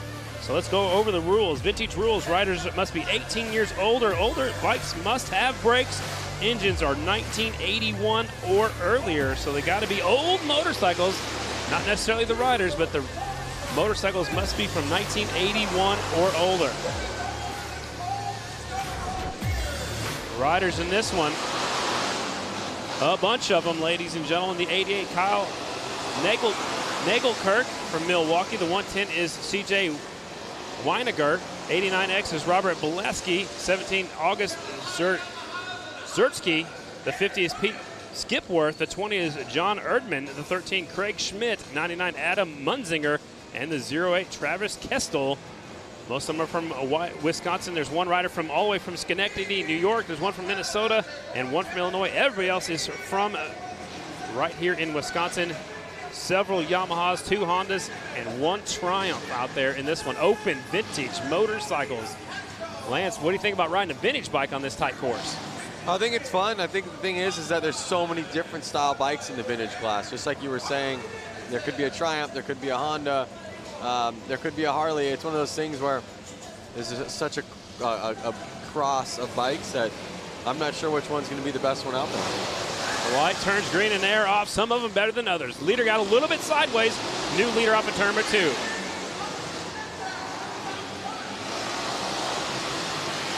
'88 is out in front. That was our heat race winner. Nagelkirk is leading. He's got a big lead already, Lance. Yep, he's taking off. He's putting the power to the ground. He's staying smooth. It's all about staying smooth. The TT500, I'm assuming the single-cylinder Yamahas that were really good back in the day. Make some great vintage motorcycles. 88 out front. Look at that.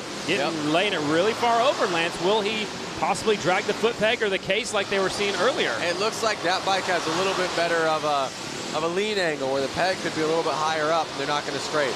All right, so it's probably set up a little bit more for flat track racing than some of our hooligans. He's actually got tape around the foot peg, which is for safety, and it looks like it's really loose. So when he gets over that far, it lifts up. Yeah, so the tape is sliding on the ground and then the spring's taken out of it. So the peg's actually kind of moving with the ground. It looks like he's running very low air pressure like we saw in some of the other classes earlier too. So 88 definitely knows his way around an indoor. Little puff of smoke. Whoa. He's trying to get around that lapper. It's kind of making him ride a little different. The 110 is caught up to the back tire. Weiniger. They get by the 08 now. 88 still is your leader. Nagelkirk. Weiniger's in second. Blaski's in third. More lap traffic in front of the leader. No harm, no foul. Leader's got a little bit of breathing room. Yep. He's almost a second ahead of second place. Trying to track like this is a lot. Oh, we lost a rider right behind the leader coming off of turn 4. That was the second place rider. That was the 110. 110 going down is Weiniger. The CJ Weiniger was in second, so that opens up the lead. Now here comes a battle for the lead now off of turn 4. Uh-oh. Checkered flag out. Man, 88 barely hangs on to the win. I think he looked back and knew that was second place on the ground. Yep. Another rider's on the ground over there off of turn number 2. Carnage everywhere. Blaski was pointing at him like, I almost had you. You know what? Look at the bike's leaking. It's hot. It's got oil coming out from it. 88 bike's got a lot of fluid. Oh boy. Yeah, the back tire is completely wet. That was probably set up so. Oh, uh-oh. Yeah. He set that up so the guys behind him. It was like a little like. That's why they all fell off on the last It lap. was like a little Batman trick. Or Spy Hunter. Remember that video game? I don't. Before your time. Mario Kart. Let's go down to our winner down there with Diana. The number 88, Kyle. Oh, man, you got the win here. And then look at your bike. It's just leaking all over that Dr. Pepper syrup. But you had a great race, nonetheless. Thank you. That was a bit of a disaster. Right before getting on the track, I lost my rear brake. And I'd just like to apologize to the rest of the racers for slicking the track. Well, that was very kind of you to offer the apologies, but congratulations on that race. Open Vintage Class, this is your winner, the number 88. Guys, we're going to go back up to some more racing. Sounds good, Diana. Looks like there's going to be a little bit of track maintenance going on right now. Up next will be our women's main event, but man, that thing was leaking oil that entire last lap, so that's why a few riders fell down. So it's going to take a little while to clean up the racetrack. Yep. 88 taking the win. What's going on social media? Social media is going great. It looks like a lot of people are asking questions, you know, what's coming up next, and we can tell them what's coming up next right now. Like you said, you have the women's class main event, Boonie main event, Pro main event, the headliner, the Hooligan main event. And in an extra class, the Goofball main event will be how we wrap things up here in Milwaukee. I feel like the Goofball main event is just us up here talking. Goofballs. Well, maybe we should race the Goofball class next year. I'm racing every class now. Any class you can. Man, getting set to go with our women's class. Our rules for the women's class, obviously you have to be a female. Same rules as open amateur. There's a space for women to get more race time. It's electively chosen class also at the school. So the school here in Wisconsin, you can elect to be in this class. I like it. It's getting more women involved in flat track. Right now, there's just a couple on the Grand National Flat Track circuit. The most popular is Shayna Texter. She's the only female to win in Grand National competition. So what else is going on Facebook? Chad Mata is saying Hawaii is here with a shaka. Oh, yeah. Boy, I wouldn't mind being in Hawaii right now, though. But, yeah, as you see, still cleaning up the track. He's just got to blot it, like you said. Let's go back to down, see what Diana's got doing on the track. Yeah, you know, as we're watching this crew work so hard, we're so thankful for him cleaning up the oil mess. We got Tony Perry's right here, and you guys are wondering, who is this man? He is one of our Harley-Davidson Freedom interns, and you're probably wondering, what is a Freedom intern? Well, it's a wonderful program. I'm going to let him tell you a little bit about it. Okay, so the Find a Freedom internship was run worldwide. They picked 8 of us out of 7,500 applicants from over 30 countries. And they gave us all brand new 2018 Harley-Davidsons and just told us to go and find our freedom. And so we traveled, well, 6 of them traveled across the US. I traveled across Europe, and another girl, Charlie, who's over there, she traveled across Europe. She's with Megan, who both of them just learned how to ride this summer. I've been riding Sportsters for years because I love Sportsters, so flat track is where I belong. We're going to see you out here next year then, racing the flat track. Absolutely, I'll have to build something and bring it over. Okay, awesome. So just give a little bit about that experience going through Europe on a bike. I mean, it's pretty amazing that out of thousands of applicants, you just got a bike and got to ride all through Europe. Wouldn't that be anybody's dream job? Absolutely. I mean, I would have said that this was my dream job if I even knew that this was a job, but I didn't. So I used to just say that I wanted to be a chopper builder, but now I want to do this instead. Awesome, amazing. All right, we'll give a big round of applause for Tony. We're so sad to see the Freedom interns go, and they're going to go off into the world here in the next, you know, what, week now. So yeah, thank you so much for all you've done for Harley-Davidson. A big round of applause for this guy, and thank you so much, Tony. Guys, take it back up to you. Sounds good. Thanks a lot, Diana. It's awful cool to have these new programs to get people involved in Harley-Davidson and get people riding Harley-Davidsons and all across the world. Yeah, totally. And like he said, that is now his new dream job. He's already had it, but he wants it again. Absolutely. I couldn't imagine getting a bike and being able to ride through Europe. That'd be awesome. A lot of cleanup going on from that last rider who won the race, but they leaked a lot of oil. So what they're going to do is they're going to switch up the program just a little bit. Our pro motorcycles are going to come up next. They've got more experience, Lance. And I think it's good because the track's going to be a little bit slick out there. So they're sending the pros out next. We'll save the women for after that. It's funny. I'm back here on Facebook. Sorry, I was just looking at my phone. But I'm looking at it because Buck Lynn goes, if they want that cleaned up without any residual, they should use some brake cleaner. And now they all have brake cleaner out there. Maybe they were watching what they were saying. Yeah, so Buck, I think they were listening to you, and but they're cleaning. But the part with that, they got to be careful. If they use the brake cleaner, it's going to take off a lot of the Dr. Pepper syrup as well. So you got to be careful as you take that off. I'm sure they're going to bring your four-wheeler back out here with that Harley-Davidson engine out here and put some laps down to try to make sure it's all equal all the way around the track. Yep, I'm going down there right now to ride it. You're just going to try to do everything. I told you. I already said that. I just signed me up for every class. So we got a lot going on still. We still have a lot more races. Pro main event is up next, and we still have to figure out if we're going to go back to our women's class. We also still have our hooligan main event, which is what we all came to see, the Harley-Davidson hooligan class. Goofball main event is how we wrap up tonight's program. And the women's is on here. We just skipped them, and there's your quad. I thought you were going down there. Well, they wouldn't let me. Because you got to stay here. Yeah, they locked me in. Is that why you have handcuffs on? To keep you right here? I'm handcuffed to the chair. Yeah, you're not leaving. You're not leaving. Exactly. So there's the quad, and Harley-Davidson engine in there. It's got a lot wider tires than all of our motorcycles, so he's going out there right now just to try to put some rubber down, try to make sure it's not slick where that oil spill was. So our pros will be up next, then our boonies, and then our women's main event. Then we're probably going to get into our hooligans and then wrap things up with our goofball main event. So lots of fast guys signed up for the pro class this year. There are 6 entries, it looks like, going to make it into the main event.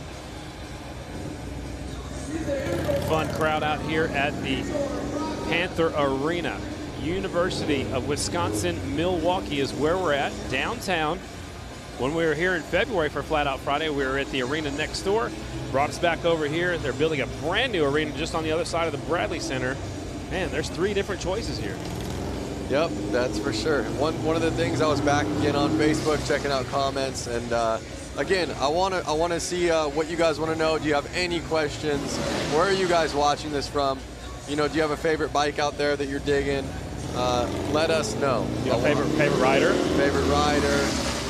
Favorite maybe person on the microphone. Maybe you could just say we know who that is. She's like down there.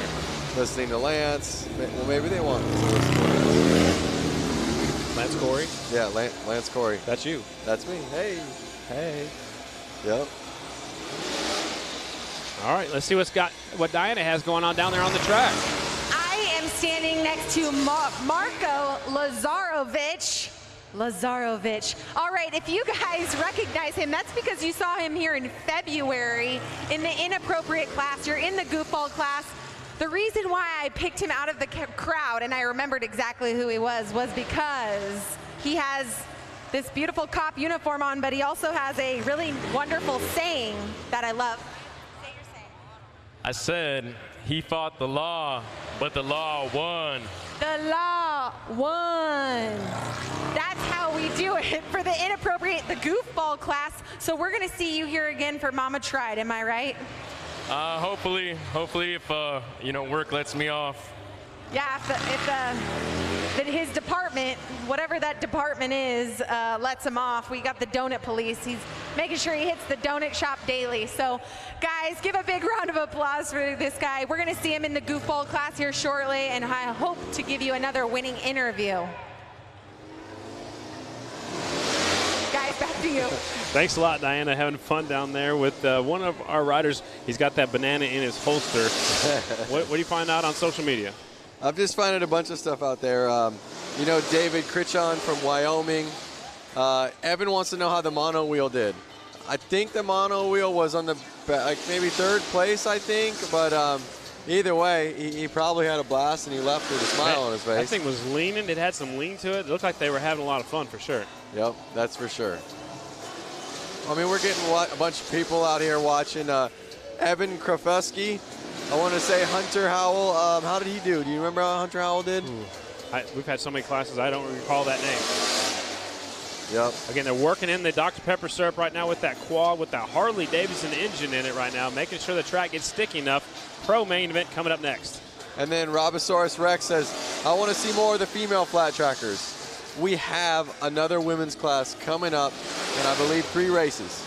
Absolutely. So pro main will be up next, then our boonie class, possibly the women's after that, then our finale, so to speak, the premier class, the hooligan class. A little extra encore will be the goofball class. So 5 races left out here at Flat Out Friday, downtown Milwaukee, Wisconsin, celebrating Harley-Davidson's 115th anniversary. Getting things worked in. Big day tomorrow. It's a big day tomorrow. Up on the hill climb. Yep. At noon Eastern.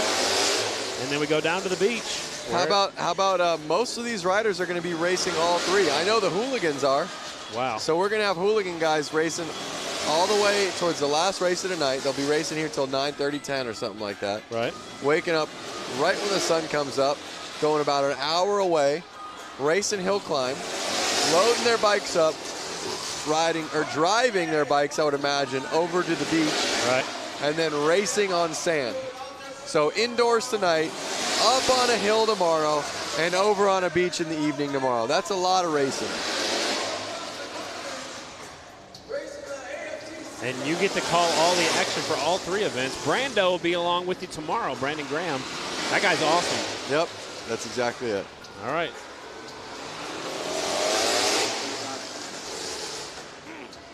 So it looks like one of the pro riders is out there checking it out, making sure it's okay. That's the 57 of Parker Lang. He's from Campbellsport, Wisconsin.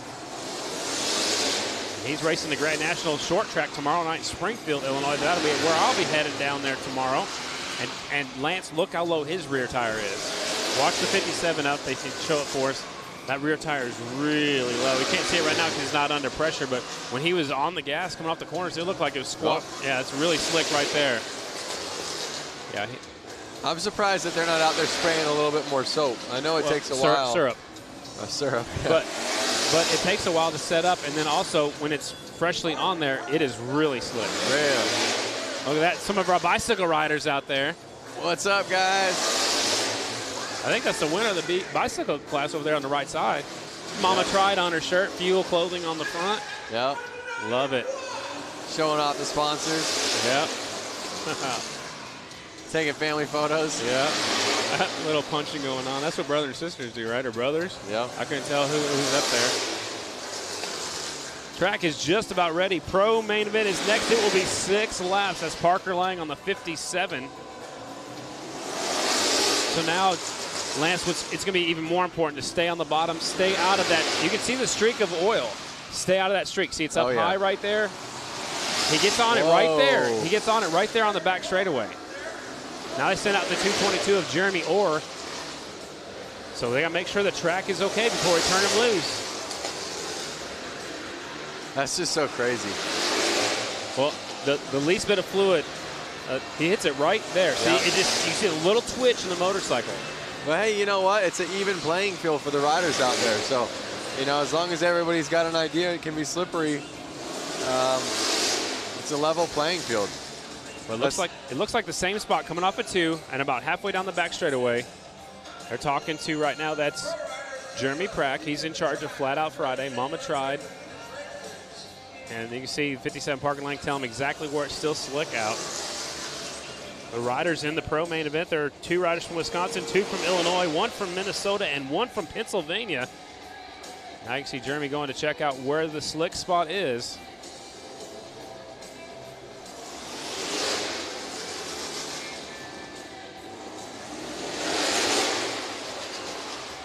I think he needs to go a little bit wider out there, especially on the back straightaway. Yep.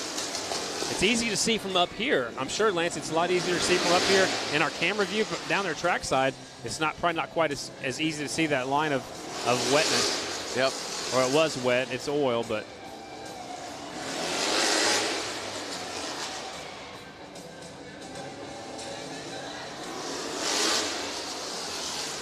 They're actually spraying. Look at that. That's Benny Carlson.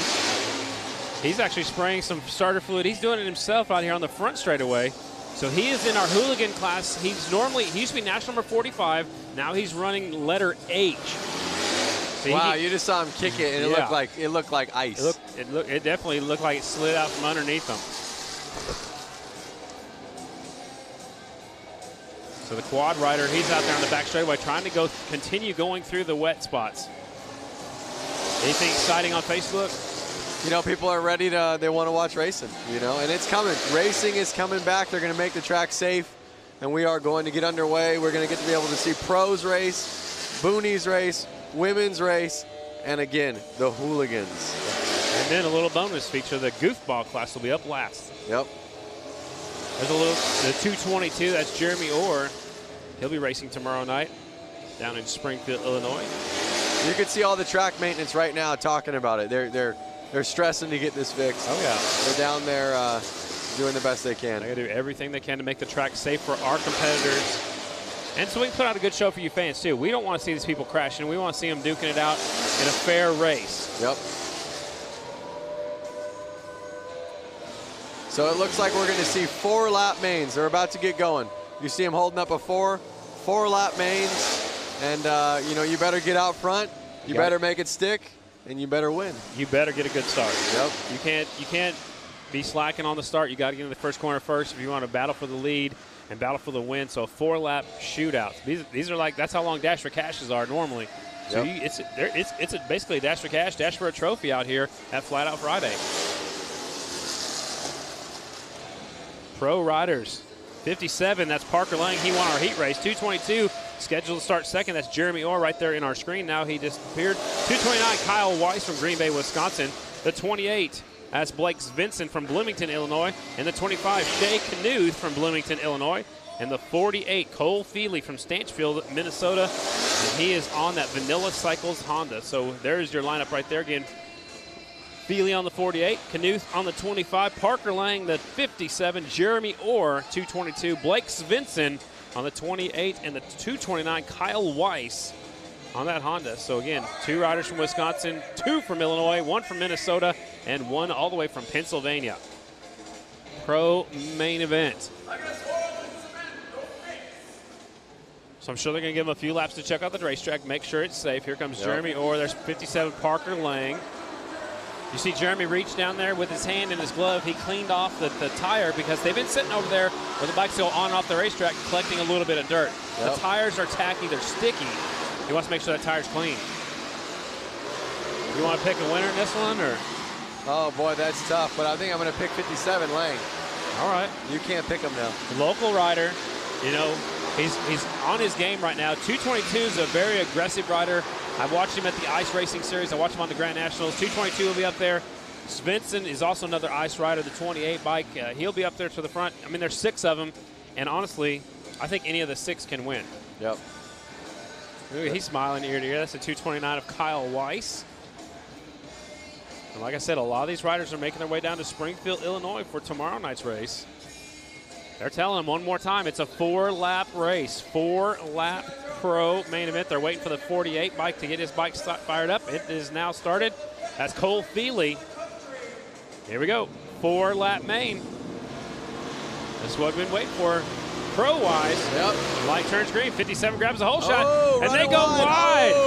That opens up the door. Svensson in the lead, the 28 bike, your new leader. Oh, Svensson, stacking him up over there. Let's get him go. I want to see a green flag. New leader out front now is the 229 of Weiss. Kyle Weiss from Green Bay, Wisconsin. He's your leader. He's on the right side of our screen. The 229 is out front. Svensson in second on the 28.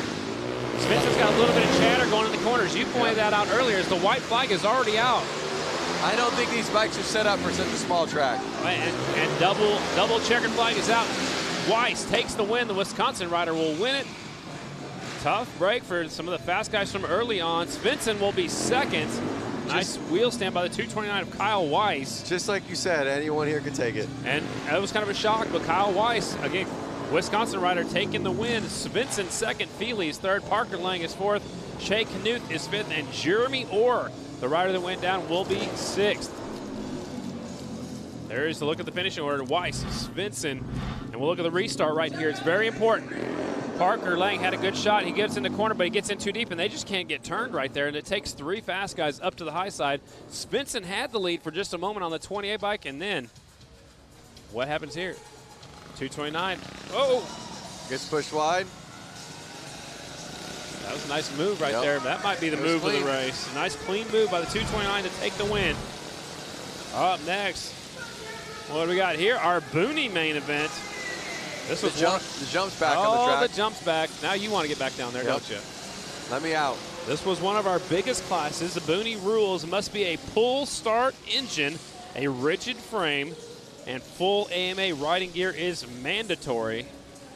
Your starting lineup looks like this. 01 is Brent Hankey, 35 David Kilkenny, 30 is Jason Warnke, 101 JJ Flaherty, 99 Adam Munzinger, 75 is Jacob McCutcheon, 13 Ben McGinley, 24 is Alex Polson, 142 is Holbus, who's been having a good night so far, just hadn't had the results. 7 is Linsowski, 76 is Oliver Peck, and the 777 is Mascari. Here we go. This is going to be an exciting one right here. Look at them warming up their tires, getting ready to go. We're going to see any wheelies off the bat like we did in the semis or the we had like 4 of them, didn't we? And we saw wheelies in almost every one of them. Yep. Centrifugal clutches, so there is no hand clutch. They got to, just grab a handful of throttle and hope that thing gets going. You can see some of them might start running. The rider in the back's trying to get the crowd fired up. I love it. Booney, main event. Staged up and ready to go. And they're off. 0-1 from the inside, grabs the whole shot. 45's on the outside. Well, that's Flaherty, but he's normally 45. Yep. He's got a different number on this Booney bike. 101, your leader. They all passed the jump on that one. I would too on the first lap because they're all bunched up together. Look at that, leader sliding into the turn number 3. Oh, he's hitting it. See, now it's getting to the point where they're wanting to stay on the inside line. Yeah, the shortest way around. Yep, but they're having to hit the jump. So it's actually, now that all the fast guys are out there, they're having to hit it. Third place went over the jump. Yep. Battle for the lead, 4-lap main event. Flaherty, here comes a 0-1 up the inside. Checkered flag is out. JJ Flaherty takes the win. There it was. Kilkenny second. Hankey is third. McCutcheon is fourth. What a race right there. Kilkenny's got that bright green on there. Kilkenny's going back to his motorcycle. Look at that stand-up wheelie from your winner. JJ Flaherty taking the win. Kilkenny second. Hankey's third. McCutcheon fourth. Warnke is in fifth. Let's look at the last lap. Last lap, last corner. JJ swings wide. Here comes the 0-1, sticking a wheel up the inside. Not able to make the pass. And Kilkenny gets that second spot away right there and come to the line. Love it, man. They need to just put a whole row of those wooden jumps, like a forced whoop section. Yeah. They have to go bop, bop, bop, bop. That'd be interesting for sure. Up next, what we got here, our women's main event. We had 4 entries in this one.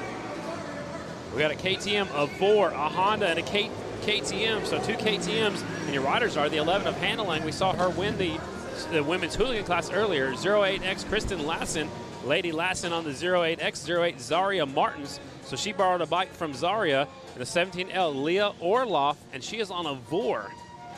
You heard of a Vor? They had those quite a while back. I have never heard of them. I actually was thinking it was misspelled something on them. Chris Carr actually rode a Vor back in Grand National competition. Okay, so it's that flat track looking bike right there. Yeah, there you go. So we got 4 for 4, 4 laps, 4 girls, and they're about to start. And they're off. 08 grabs the whole shot. Zaria Martins will lead them off of turn number 2. There they go. And the green flag is out. Looks like she's got bark busters on there. I think that's a good move. You know, like you want to go trail riding? Yeah. That's a little, intimidates your fellow riders out there maybe. Halfway flags are already out. It's Zaria out in front. She always has a big following when we're up here. She's from Fond du Lac, Wisconsin, just up the road. Yep. Zaria out in front. On the gas, white flag is out. 1 lap to go. Last corner, here's your winner. Zaria Martins will take the win. Nice ride right there. She was impressive. Lady Lassen is second. Orloff is third, and Hannah Lang is fourth. Yep. 9.1 second lap time for Zaria. So not even a second. The pros weren't a second faster. Is that correct? I missed the pros, but wait. I know for sure our open amateur was 8.67 for sure. So not even a second. Not even a second. It's going fast for sure. Zaria Martins taking the win. Lady Lassen second. Leah Orloff is third. And Hannah Lang, who won the women's hooligan class, she will take fourth here in our women's class. It's time for our main event. It is. Time for hooligan. Hooligan main event.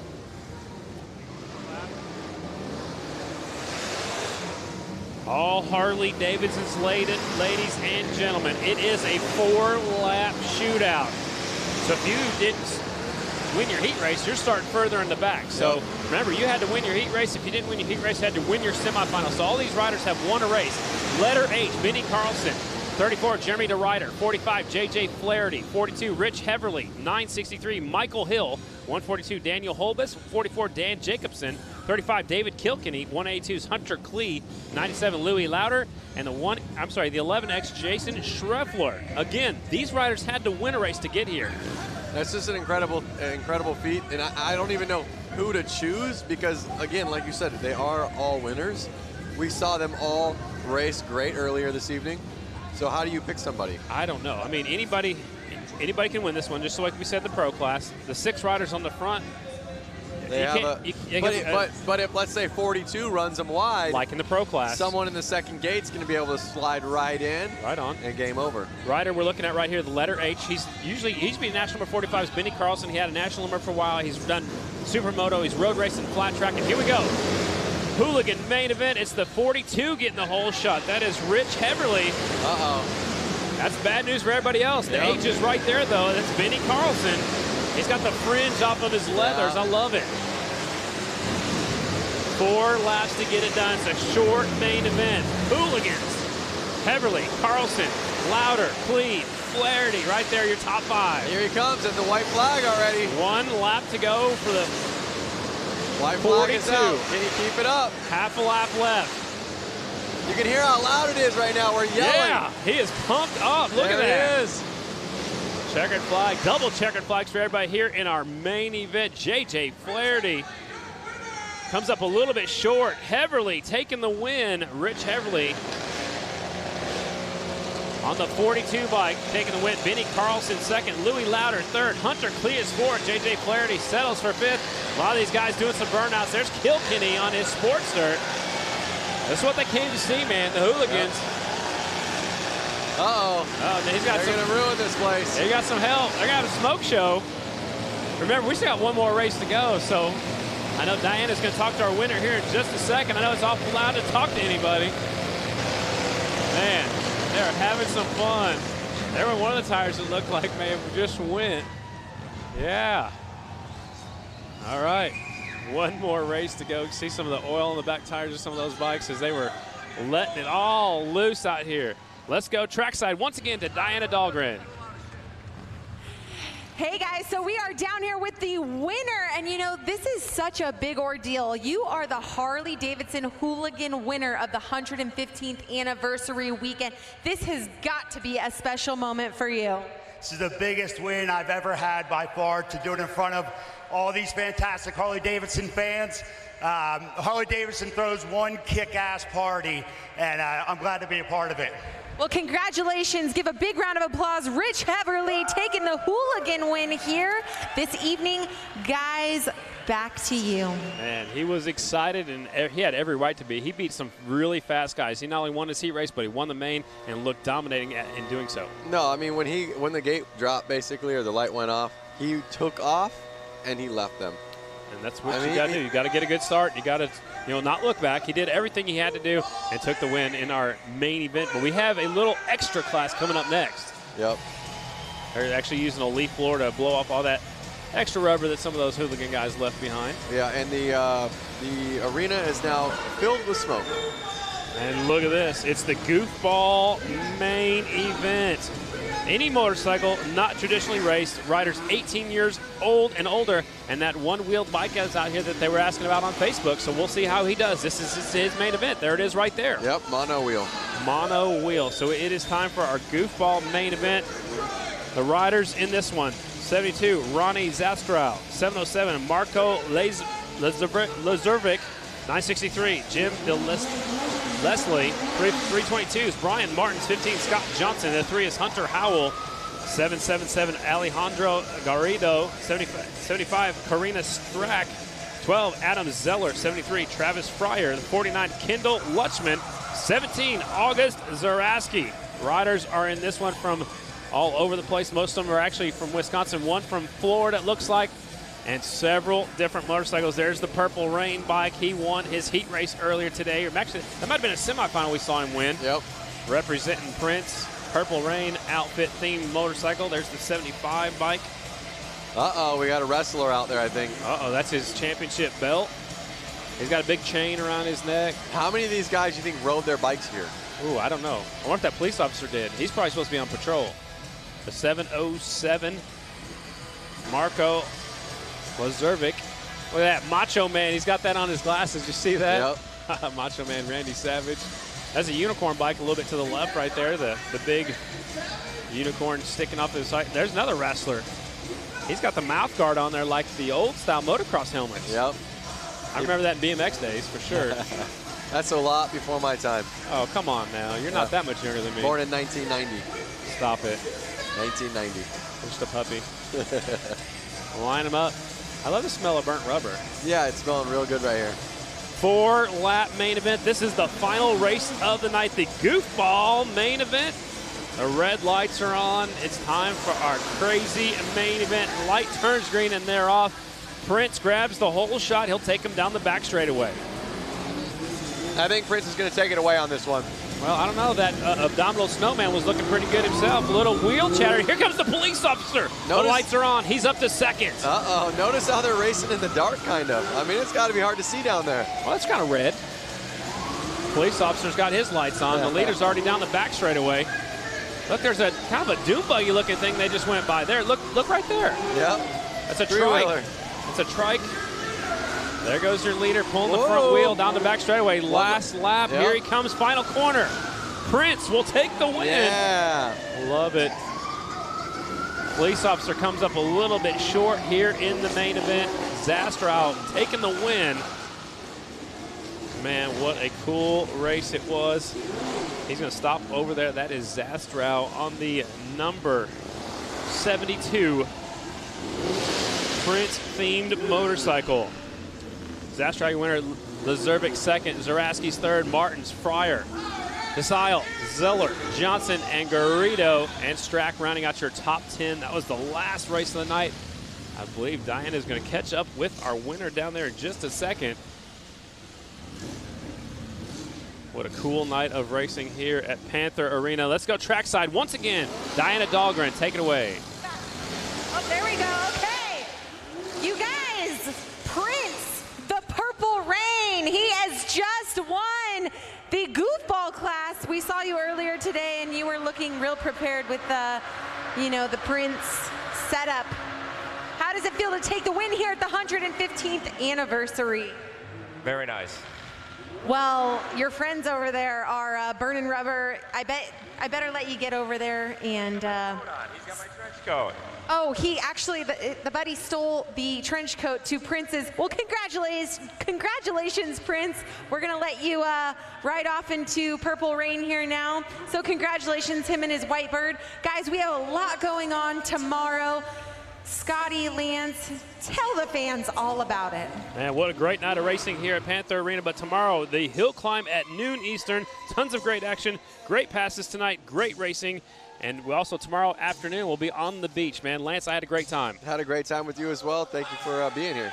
That's it for us. For Diana Dahlgren, Lance Corey, I'm Scotty Dubler saying good night from Milwaukee, Wisconsin. Thanks for watching. We'll see you guys tomorrow on the hill and then tomorrow afternoon on the beach.